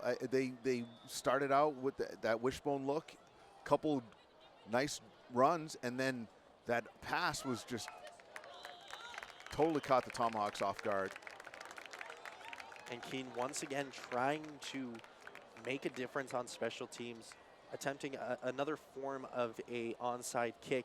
Of course, the Tomahawks gave up Merrimack 2 of High those School, last good week, field so position not a on huge the surprise kickoff that Keene would be return. attempting to cash in on the success that Goffstown had last week. But that's, we've seen 3 kicks from Keene, and all 3 of the same variety. You'd think that they would just start to move away from that because it hasn't been effective. But we'll see what happens. Perhaps. Tomahawks take over from midfield, so they've got good field possession.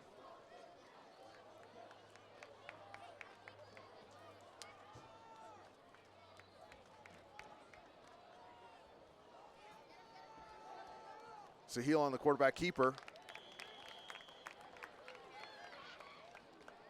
Able to pick up 6 on that. Here's another look. You see the run fake before he decides to pull it out and take it himself. Again, this run offense is very dependent on the option. These are decisions being made by Sahil at the line based on how he is seeing Keene's defense respond. Second and short.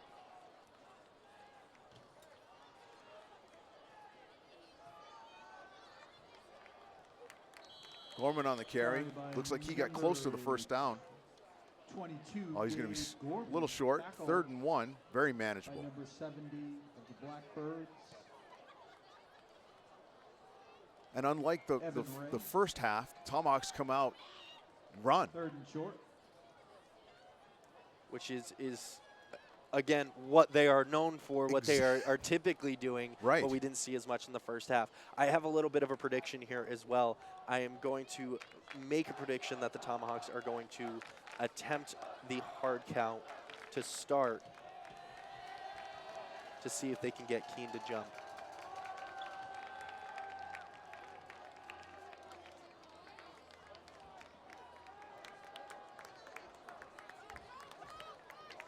Now that was a nice wrinkle. 10, And instead of my prediction, a bit of trickery on the other side of things. Ozog comes in motion, goes under center and takes the direct snap on a form of a quarterback keep for the first down. Ozog, of course, in his youth football days was a quarterback, played many a year for the Cardinals at the quarterback position before moving out to receiver, tight ends, hybrid type of position. So no stranger to being under center. So heel back to pass. Has Gorman on the flat. Gorman's still on his feet. Oh, he looks like he got out of bounds. Nice pickup there. And those wheel routes are so effective against man coverage. You see the running back come out of the backfield to the left side, and a lot of times when you're in that man set, originally if you're the person supposed to be covering the running back, you don't see a lot of movement from him, so you think you can check down to a different area, leaving him effectively wide open and able to pick up another first down for the Tomahawks. Oh, nice tackle by Ray on a busted play. Oh, and we have a late flag. But going back to that last play, Sahil makes that play happen. When he starts to break on the flat, the defender has to take the run, leaving Gorman wide open on that flat, on that wheel route. And we have a penalty against Keene. That is going to be a horse collar tackle against Evan Ray. Flag didn't come out initially, but perhaps after a bit of thinking it through, they decide to go with the horse collar. Of course, the rule being you can't grab anywhere in the neck region, even if it's not directly in the horse collar area. If you are grabbing the back of that jersey on the upper half and using that to complete the tackle, it is still considered a horse collar tackle. So a costly penalty against the Blackbirds here as the Tomahawks will bring the ball forward 10 yards. In the red zone.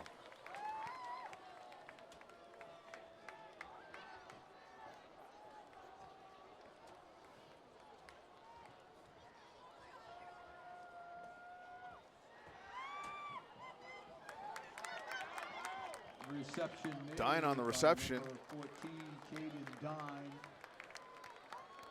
And that is a And we're first seeing down. the Tomahawks in the pass game attack that short flat a bit more now. Keene seems to be showing a little bit more of a backed-off defense in the pass game, which is what they are accustomed to. They invite the shorter routes, but the Tomahawks taking advantage of that and finding open space.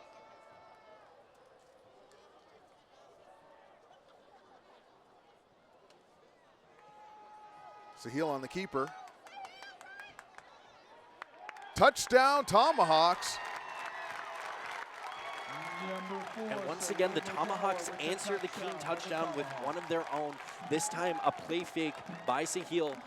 One that is so good, it fakes out even the camera operator. As we take another look at it here, you see the fake, and he decides to pull it and keep it himself, which is a brave move considering you had 3 defenders in your face, one being Evan Ray, and still decide to pull it and take it in himself. A great play by Sahil there to match the Keene touchdown, and now a potential lead-taking extra point.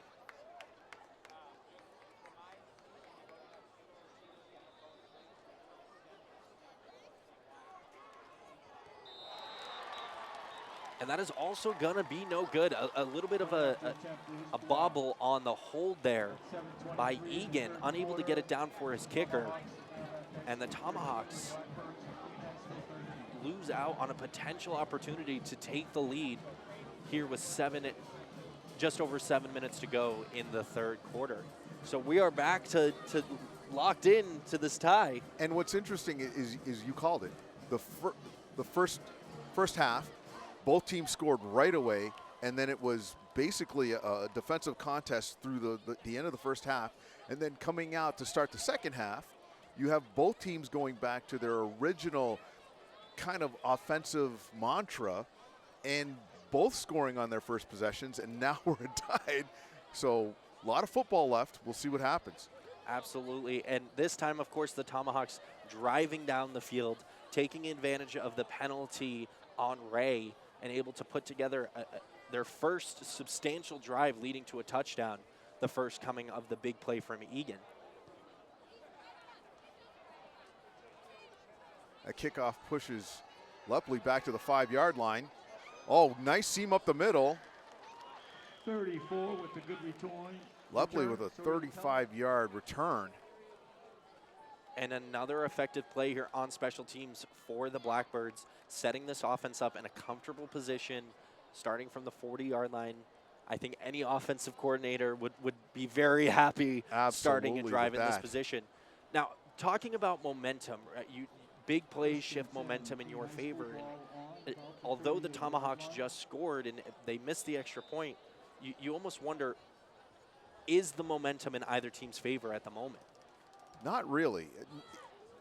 You're looking at both teams are trying to establish momentum, and 34 on the both carry. teams have been effective on their initial drives. It'll be really up to the defenses to set the tone, I think, in this second half.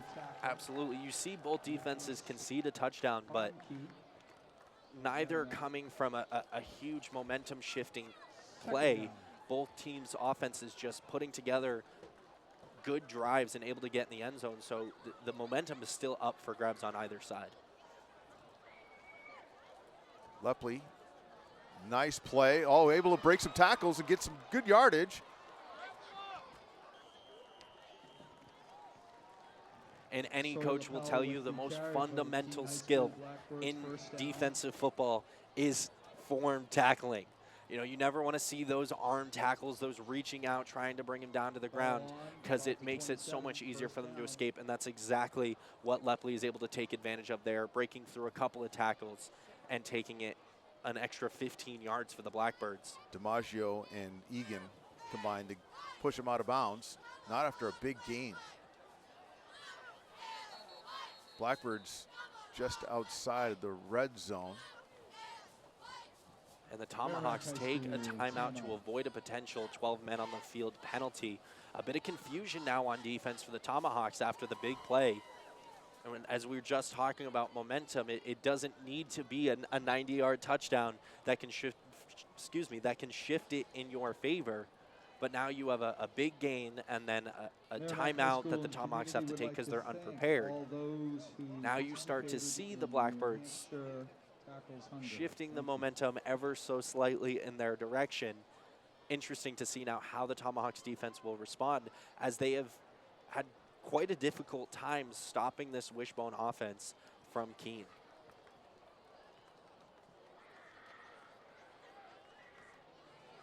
Especially with Abbott's ability to pass with this set and catch the Tomahawks off guard. But you have to wonder what they have dialed up.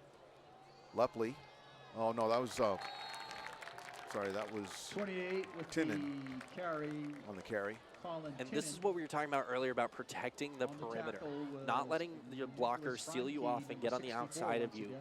and shed the blocks and step up and make Second a tackle. down, no That's a gain. play that if the defense does not get off of their blocks, could go for 10, 15, 20 yards. Absolutely. But instead results in a loss of 1. Lepley on the carry, able to find a hole. Scampers into the A end zone, but flag there on is a flag on the play. Sawyer lapel on Looks the like it is carry. going to be a hold or a block in the We back do against have a Keene flag. around the linebacker area. And it is going to be a hold, and that's so tough to see as well for the Blackbirds.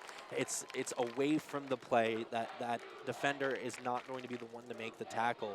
So what was a touchdown and would have been a touchdown without the hold now results in the Penalty play is being called against back. Keene, personal foul. The Tomahawks catch quite a break there, as that could have been very disastrous for them defensively, conceding back-to-back touchdowns on Keene's possessions.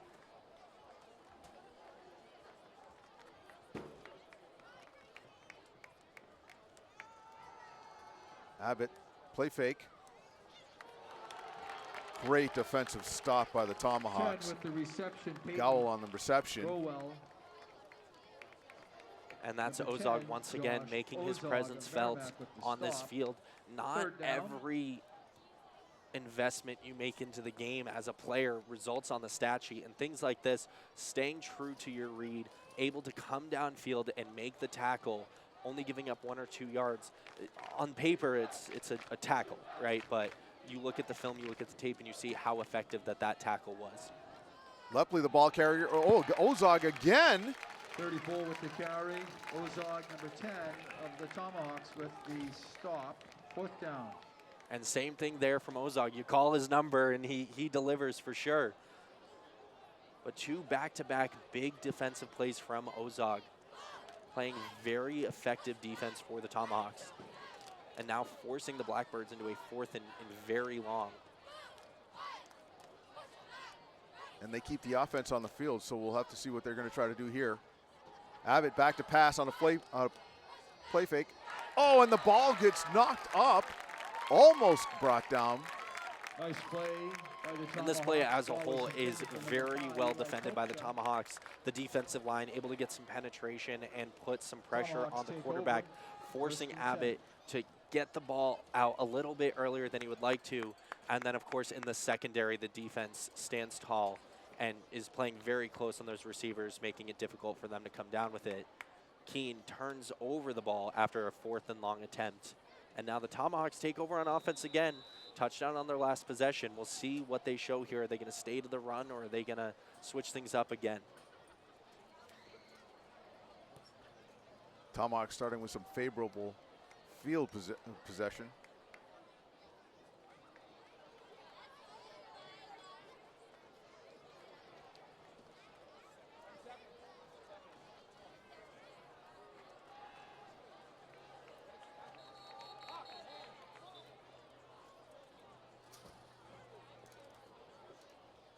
And we have another timeout by the Tomahawks.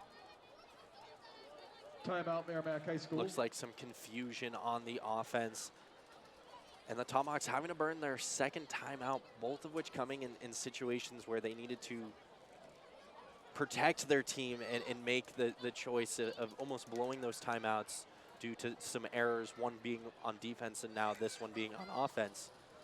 You see now with 5 minutes left in the third quarter and only one timeout left with such a close score that lack of timeouts could certainly come into play later on in this game. Very much so. And then again, special teams on that missed attempt, a point after, again, could be costly.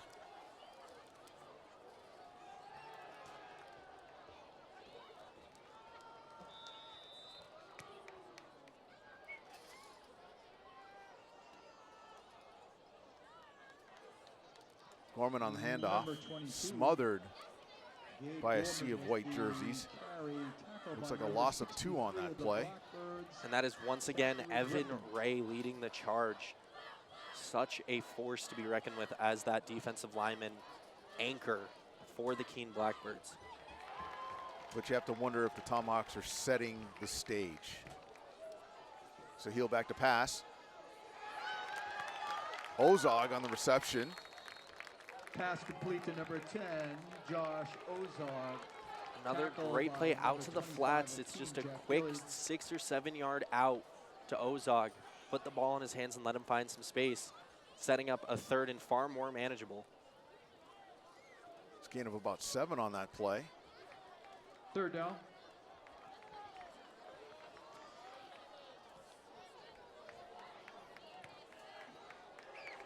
Tomahawks going with a spread. Looks like Sahil on the keeper, able to find a hole. And that's some strong running from Sahil as well. Keene lined up in their defense. The defense was favored to that side. That was the strong side for the defense. They had the extra man come over on the left side. And Sahil still able to find that space, keep the legs moving, and pick up the first down. Another look at it here. A great block there as well. Ball on the 44. Tomahawks with a fresh set of downs, approaching midfield.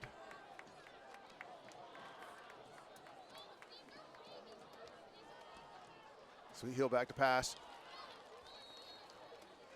Ball batted down. Tipped at the line once again. I believe that one by Zachary Griffin. Second down.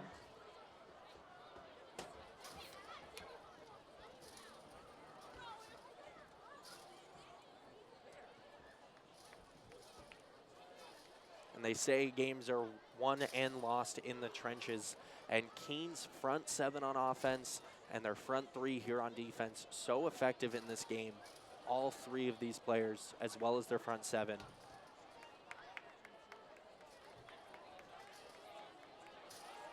Sahil going long. Oh, Egan just out of his reach. Wonder if that got tipped at the last moment. Brings up a third down. Egan had a step on the defender.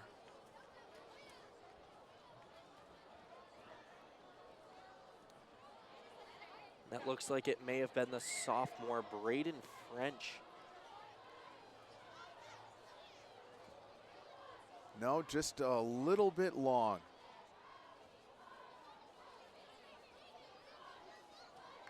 Brings up 3rd and long for the Tomahawks.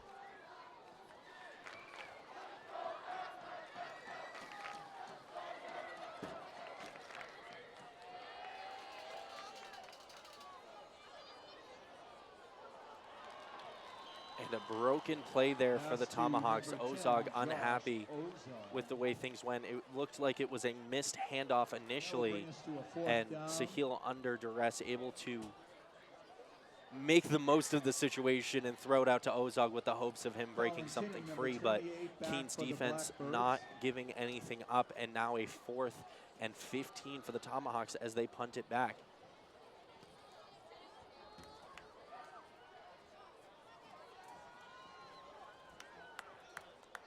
Tinnen with the return, number 28, host of Tomahawks. Tinnen on the return. About 5 or 6 yards on that play. Riley Grady, number 44, with the You see a little good stop. sportsmanship there. I don't know if you were able to catch it, but First and 10. Driscoll, number 1 for the Blackbirds, helping a Tomahawk up off the ground. You always love to see that great sportsmanship between the two teams. And now as we're looking to start this Keene drive, both teams had opportunities in their last offensive possessions. The Keene touchdown getting called back due to a penalty, and the Tomahawks potentially long play just outside of reach of Egan.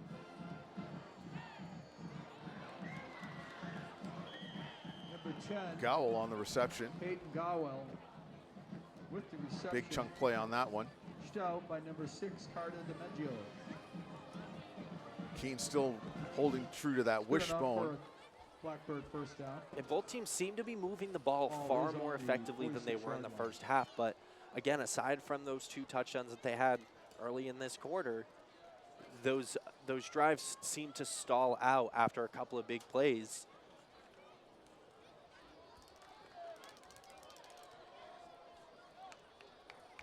Number 28, Tinnen on the carry, smothered. Carlson with the carry.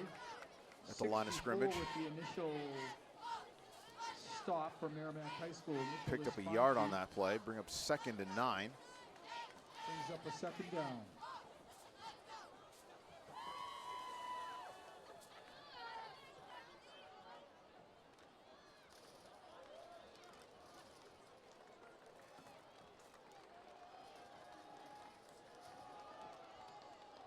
Hand off to number 34, Sawyer Lapel. Lepley on the carry, Once able to again, find a number 6 hole. Carter. Maggio on the stop.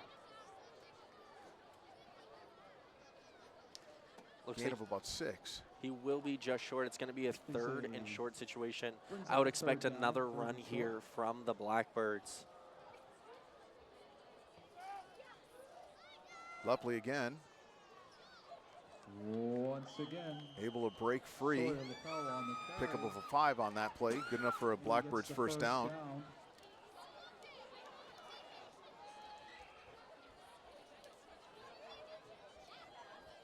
If you're enjoying today's game, you can check out more MHS sports action by downloading the Merrimack TV app. Merrimack TV is a free download from your device's app store. Download Merrimack TV on iPhone, Android, Roku, Apple TV, and Amazon Fire to watch live varsity sports, concerts, meetings, events, Once and again, other on-demand content. Keene High You're watching School, Merrimack TV, number your 34 community, with the your carry. voice. Thanks, guys, for letting me get that in there. Absolutely. 2nd down. Lepley with again, less than a minute remaining inside, in the 3rd quarter. handoff. That is 3 straight carries for 34. You're seeing Keene commit more to this run offense.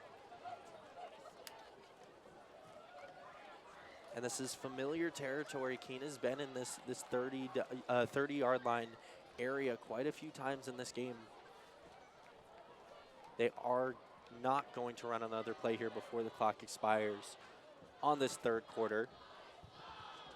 And we finished this After 3rd quarter the way we play. started it, tied up between the 2 teams. Of Blackbirds course, of one Keene High extra score School, coming from both 13, teams. and Both teams Tomahawks missing an of extra Merrimack point, High School, a 13. potential opportunity to take momentum, and neither team takes advantage of that. So now we're still looking at that 13-13 stalemate that we had coming out of the halftime break. A little bit different than what we saw in the first half. We Totally. talked about it during the Totally break different look. of both teams getting away from what they are known for, what they've been committed Before to. we start the And fourth now quarter, both at of this those time, we'd teams like to showing exactly that and thank going the back to Merrimack what High they School are known marching for band and their what they fine do best. performance at halftime. Thank you for It's your almost hard as if both teams went into the half, went into their discussions and said, let's make some adjustments. We're going to catch them off guard. They're not going to see it coming. Right. And both teams ended up doing it. So And- you see it come together. And you have to. Both teams have showed the potential to put together some drives. Both stalled late, but you have to wonder. Keene with this wishbone has been very effective, and they've been able to gash the Tomahawks for 2 big plays. But again, stalling right in this 30, 25-yard zone area. So it'll be really interesting. Can the Tomahawks mount a good defense, or do the Blackbirds, are they able to capitalize on it?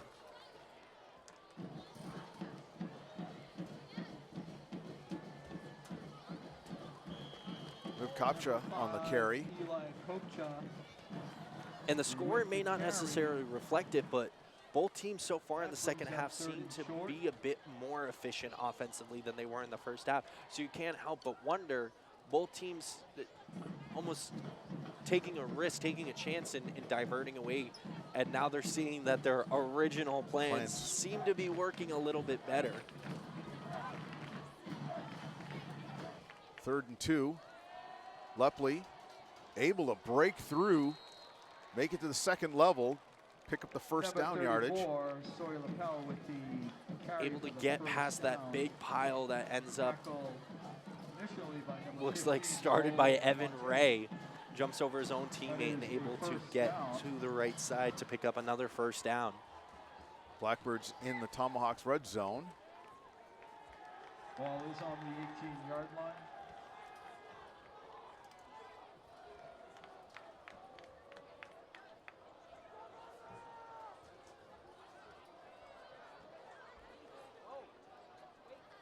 Abbott is keeper.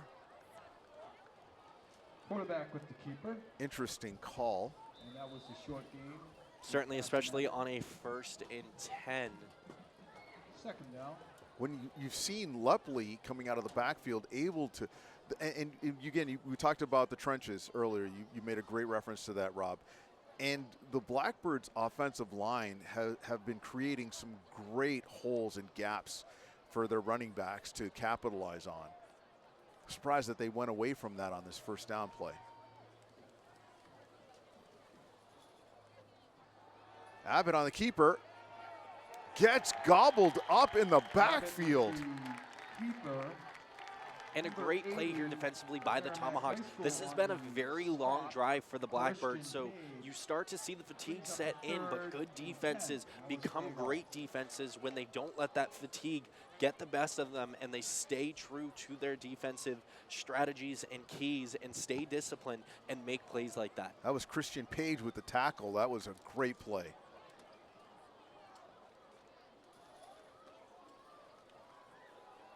Abbott on the play fake. Pass got knocked down. Number 63, Colby Smith for the Tomahawks with that. And that was Colby Smith. That It brings looks up like a it 4th almost down. was intercepted as well by Smith. Looks like the Blackbirds are going to attempt a field goal. And I know Granny Smith said earlier that she was watching, High so school. I'm sure that Yes, play she made her did. real happy. Absolutely.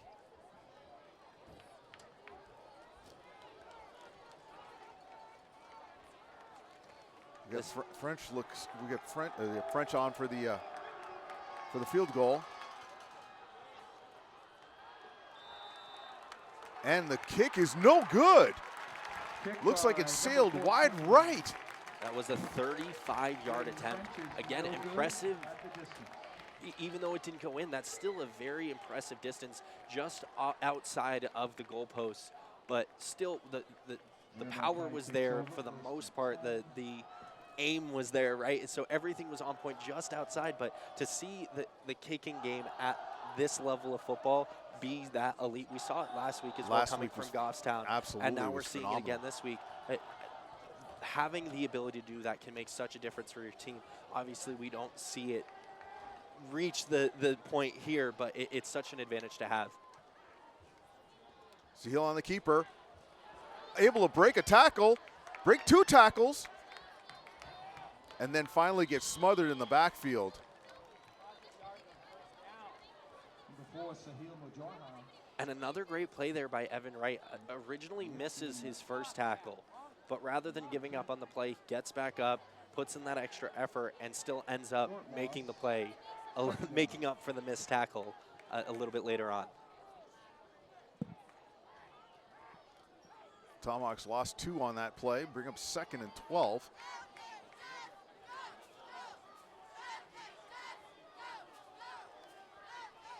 Rayte in motion. Pass out to Egan in the flat. Egan able to break some tackles, get a seam. Lepley on the tackle, not after a big gain for the Tomahawks. Jay Egan with the reception and the good run for a first down. Huge for play for the Merrimack High School. Tomahawks, but We have a player down. that is on the Lepley tackle down for for the Keene. Blackbirds, Oh, reaching that's towards his knee. Oh no. It may just be a cramp as we see his teammate come in to help stretch him out. And you hope that it's nothing serious. We'll take another look at this play here by Egan. Again, it's just a short route out to the flats, but it's what he's able to do once the ball is in his hand. A couple of big blocks as well. And perhaps just one more man to go. That would have been a touchdown for the Tomahawks. Egan's just showing some great vision on these receptions and what he's able to do after the catch. And you know, when you get to the collegiate and the pro level, you always look at yards after the catch and what can a player do, and they can distinguish themselves. And Egan is two big receptions tonight and showing that poise and that vision. Great job by that young man.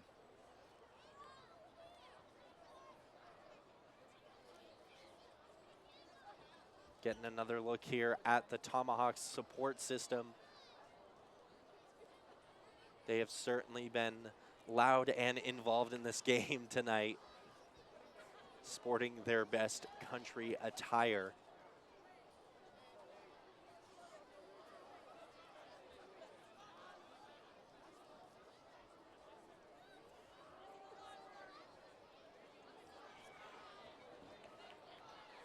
We'll see now how the Tomahawks come out of this little break as a result of the injury. Lepley's still down on the field.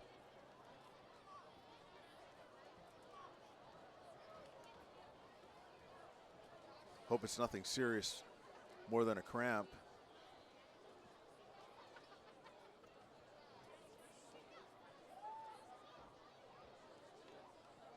And you see Coach Jackson adding a little extra encouragement for his offense.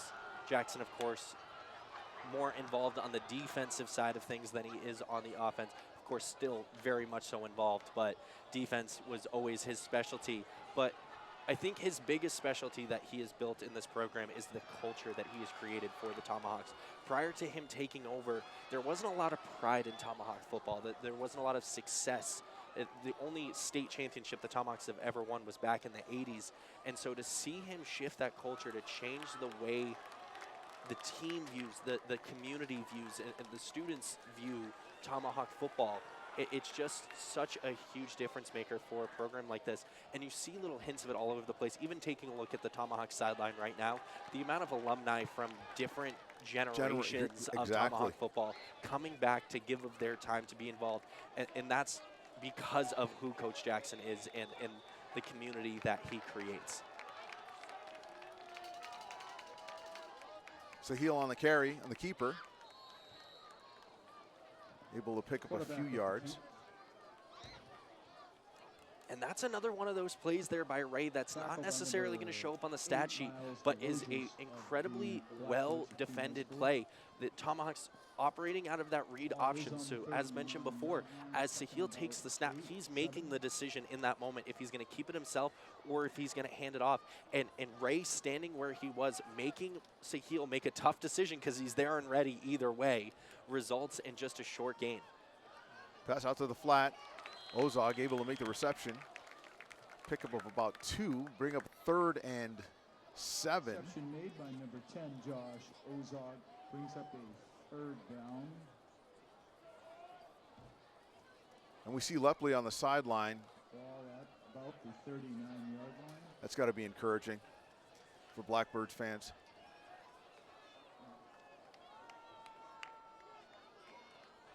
Tomahawks going with a stack. We saw this last week. It was a screenplay last time, not going to be this time. Sahil going deep. Has a man.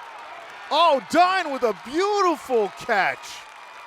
Going up top over the defender. And what a play there by Caden Dine.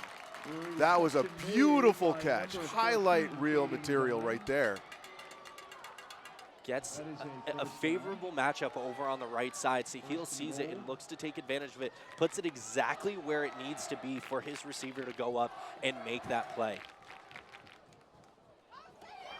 Sahil on the keeper, almost got hemmed in the backfield, able to just be elusive.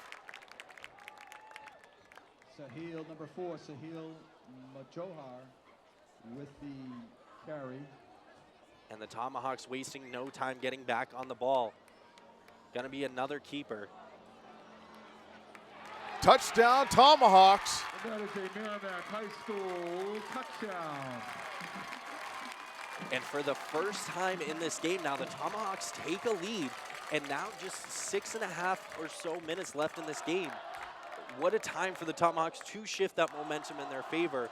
And a huge, huge play coming earlier on from Caden Dine sets up that touchdown. We'll see the touchdown again here. Makes one man miss in the backfield. Another man miss coming off the block from Ozog. And he's able to march that into the end zone untouched. Gillard was the Blackbird that had great penetration. Quinn Giuliano with the point after attempt.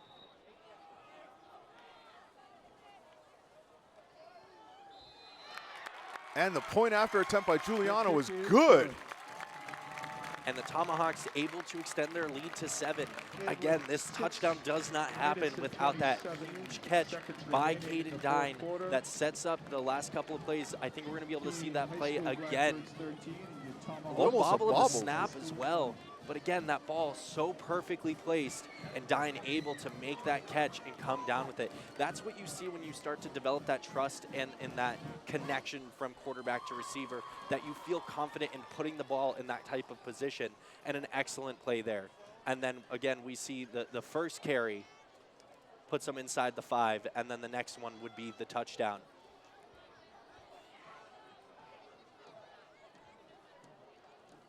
And we'll see the touchdown again here as well. A great block from Ozog. And they are just unable to get to him and keep him out of the end zone.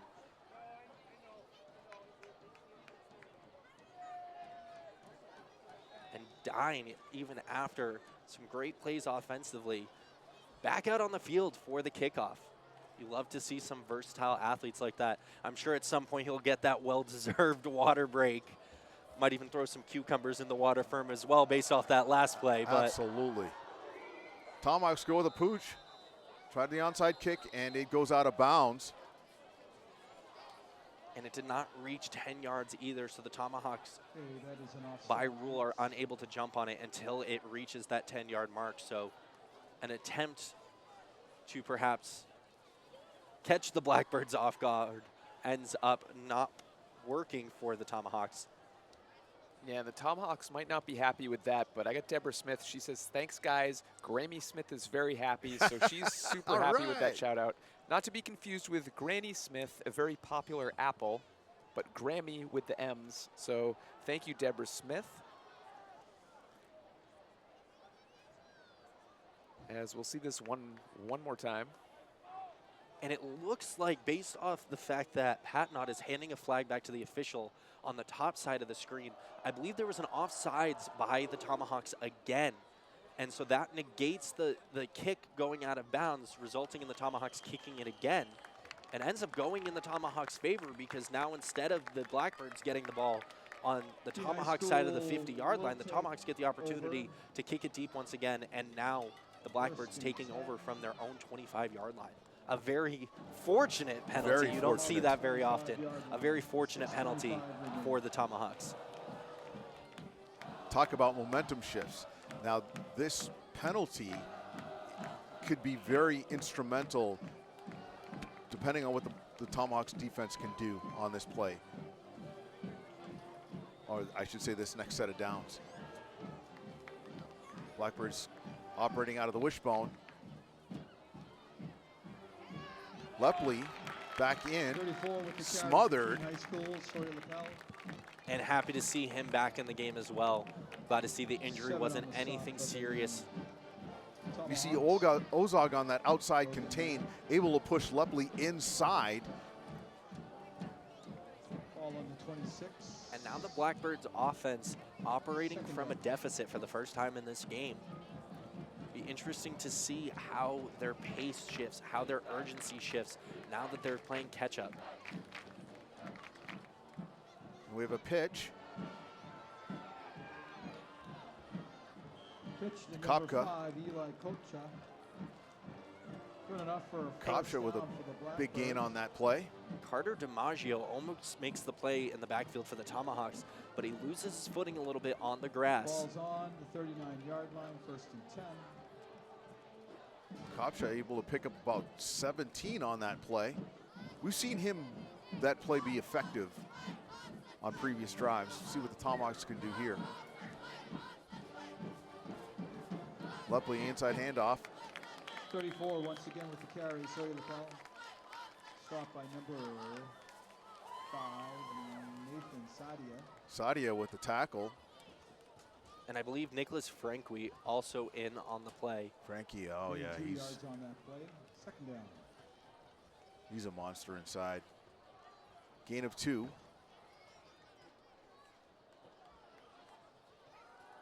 Abbott on the play fake. Able to get it to Lepley. Boy, that could have been catastrophic for the Blackbirds. A lot of defenders in the area. Bring up 3rd and 4, a long 4. 3rd and 5.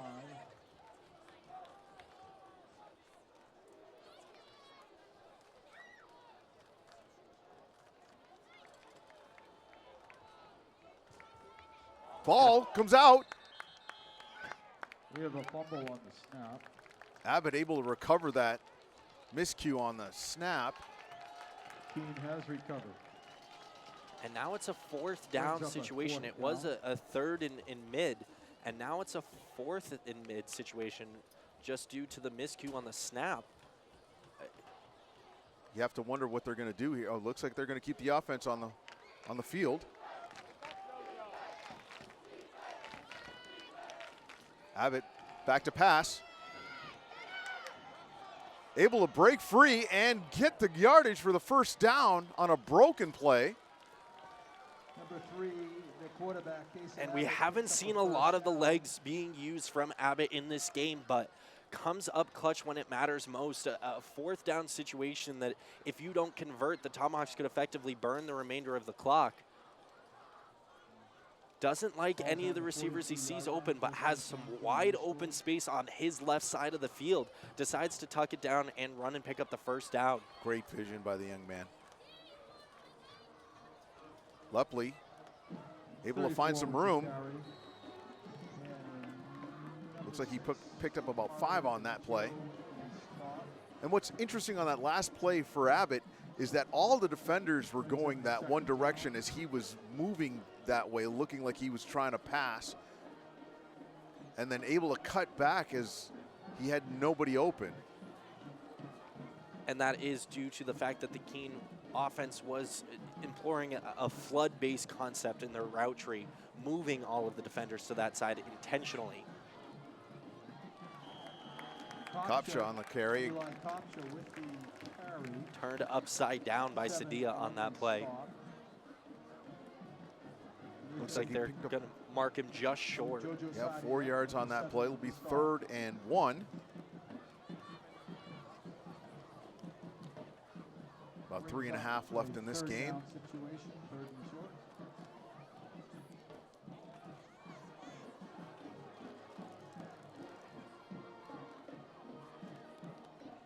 Abbott on the keeper up the middle. Able to press for 2 yards on that play. And it will be enough for the 1st down.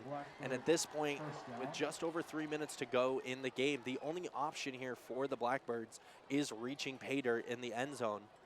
But you have to wonder, are they going to try to milk the clock as much as possible so they don't leave any time left over for the Tomahawks to try to put together a drive? And play for OT.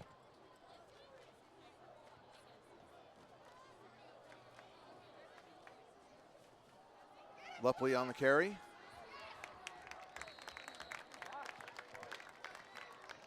Looks like the Blackbirds are content with just grinding this out.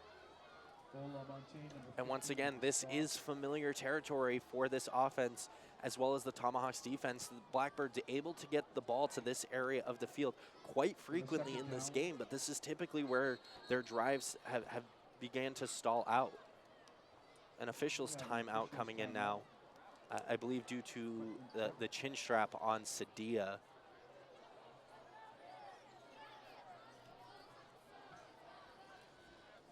getting a little help.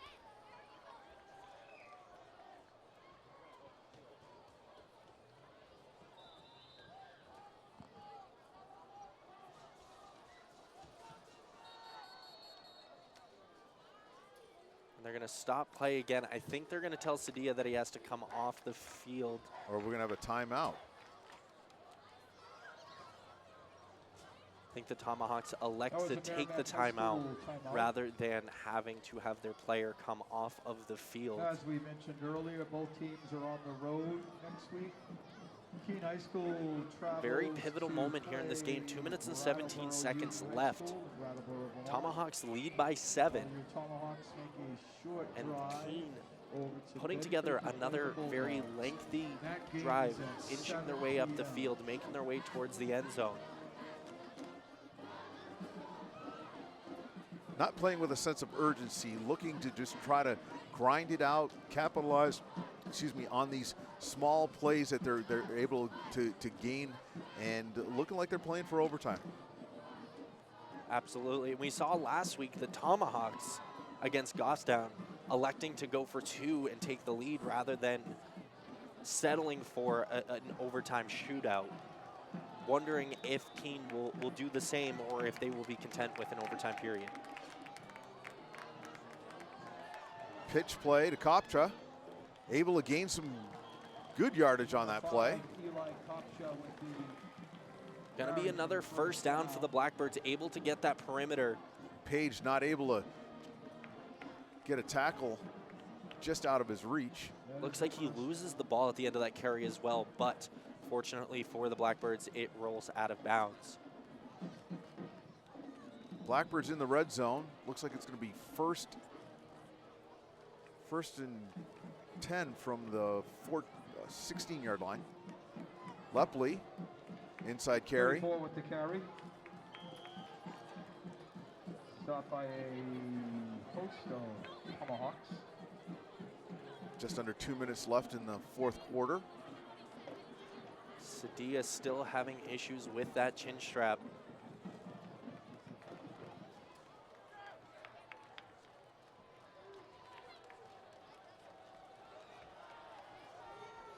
Lepley. Oh, nice tackle by Ozog. That's a big stop right there. And those are plays that get your defense fired up and help them dig deep and find that energy to finish out this drive. Again, these lengthy, long drives become so fatiguing for a defense. And plays like that help boost the mantra, help boost the momentum of your team. And Ozog showing why he is a leader of this squad. Able to work through. It looked like there were a couple defenders that were trying to get him to commit, and he was able to shed a block and be able to come up big on that stop.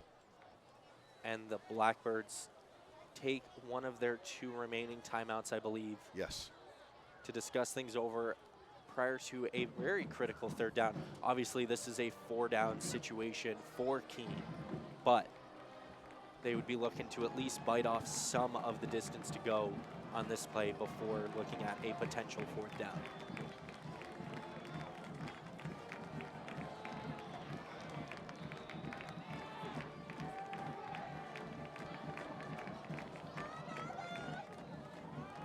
Abbott on the keeper, rolls out, looking for a oh, and Dine with the interception. Oh my goodness. And another huge play by Dine. As I said it earlier, I'm going to go back to it. That is some fine dining, if Absolutely. you will. A huge play for the Tomahawks in a critical moment to seal this game for Merrimack. Abbott on the play fake, only one receiver to that left side, and he has a defender in his face. And Dine showing a similar reach that he had on the reception earlier, now on the defensive side of the ball. I wonder if that was Grady on who was defending. He got in to cut that lane and forced Abbott to make that throw on the run, and he was pressured.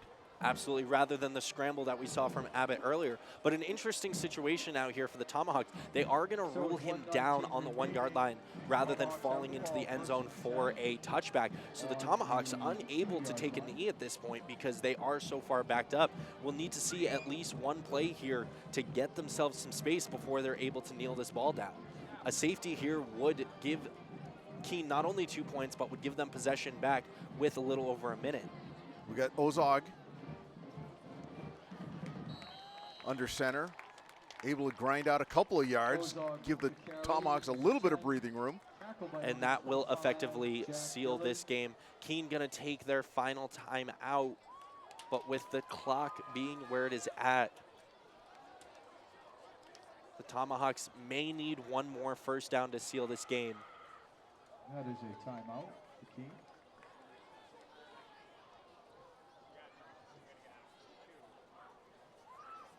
Ball's at the 5 yard line.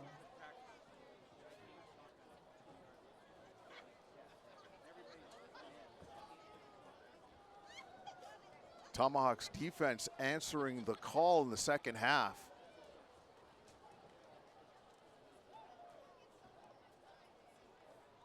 And the Tomahawks coming out in victory formation.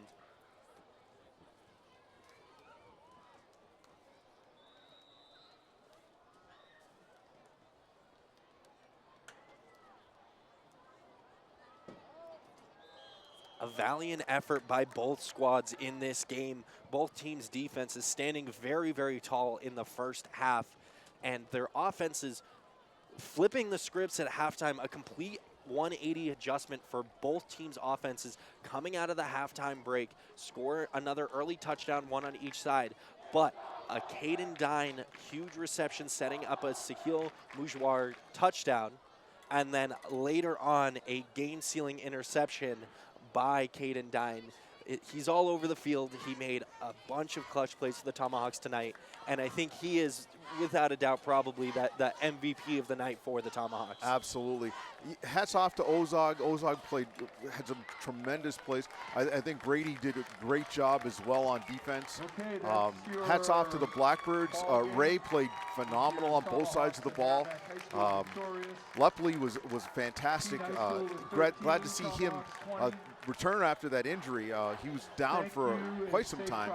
Glad to see that he wasn't injured. Great game by both teams. And the Tomahawks picking up a much needed win here. Early on in the season, it's just week 4, but every game matters in these situations, and so a much needed win to continue their climb to eventually hope to make the playoffs at the end of this season. So a must needed win, and coming at a great time for the Tomahawks as they now advance to 2-2 on the season.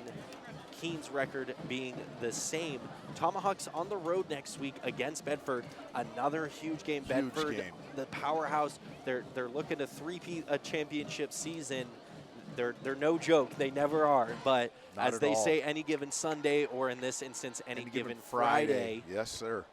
As the Tomahawks hope to continue their winning streak, but it is certainly going to be a tough challenge for the Tomahawks. The Keene Blackbirds next week on the road against Brattleboro in an out-of-state matchup against Brattleboro in Vermont. Well, gentlemen, I want to thank you both so much. Thank you, Rob DeFelice. Thank you, Andy Berkeley, for calling tonight's game. We really appreciate it. I want to thank Grace LeMay down at the field, holding it down on the camera. And, of course, I want to thank you so much for watching Merrimack TV, your community, your voice.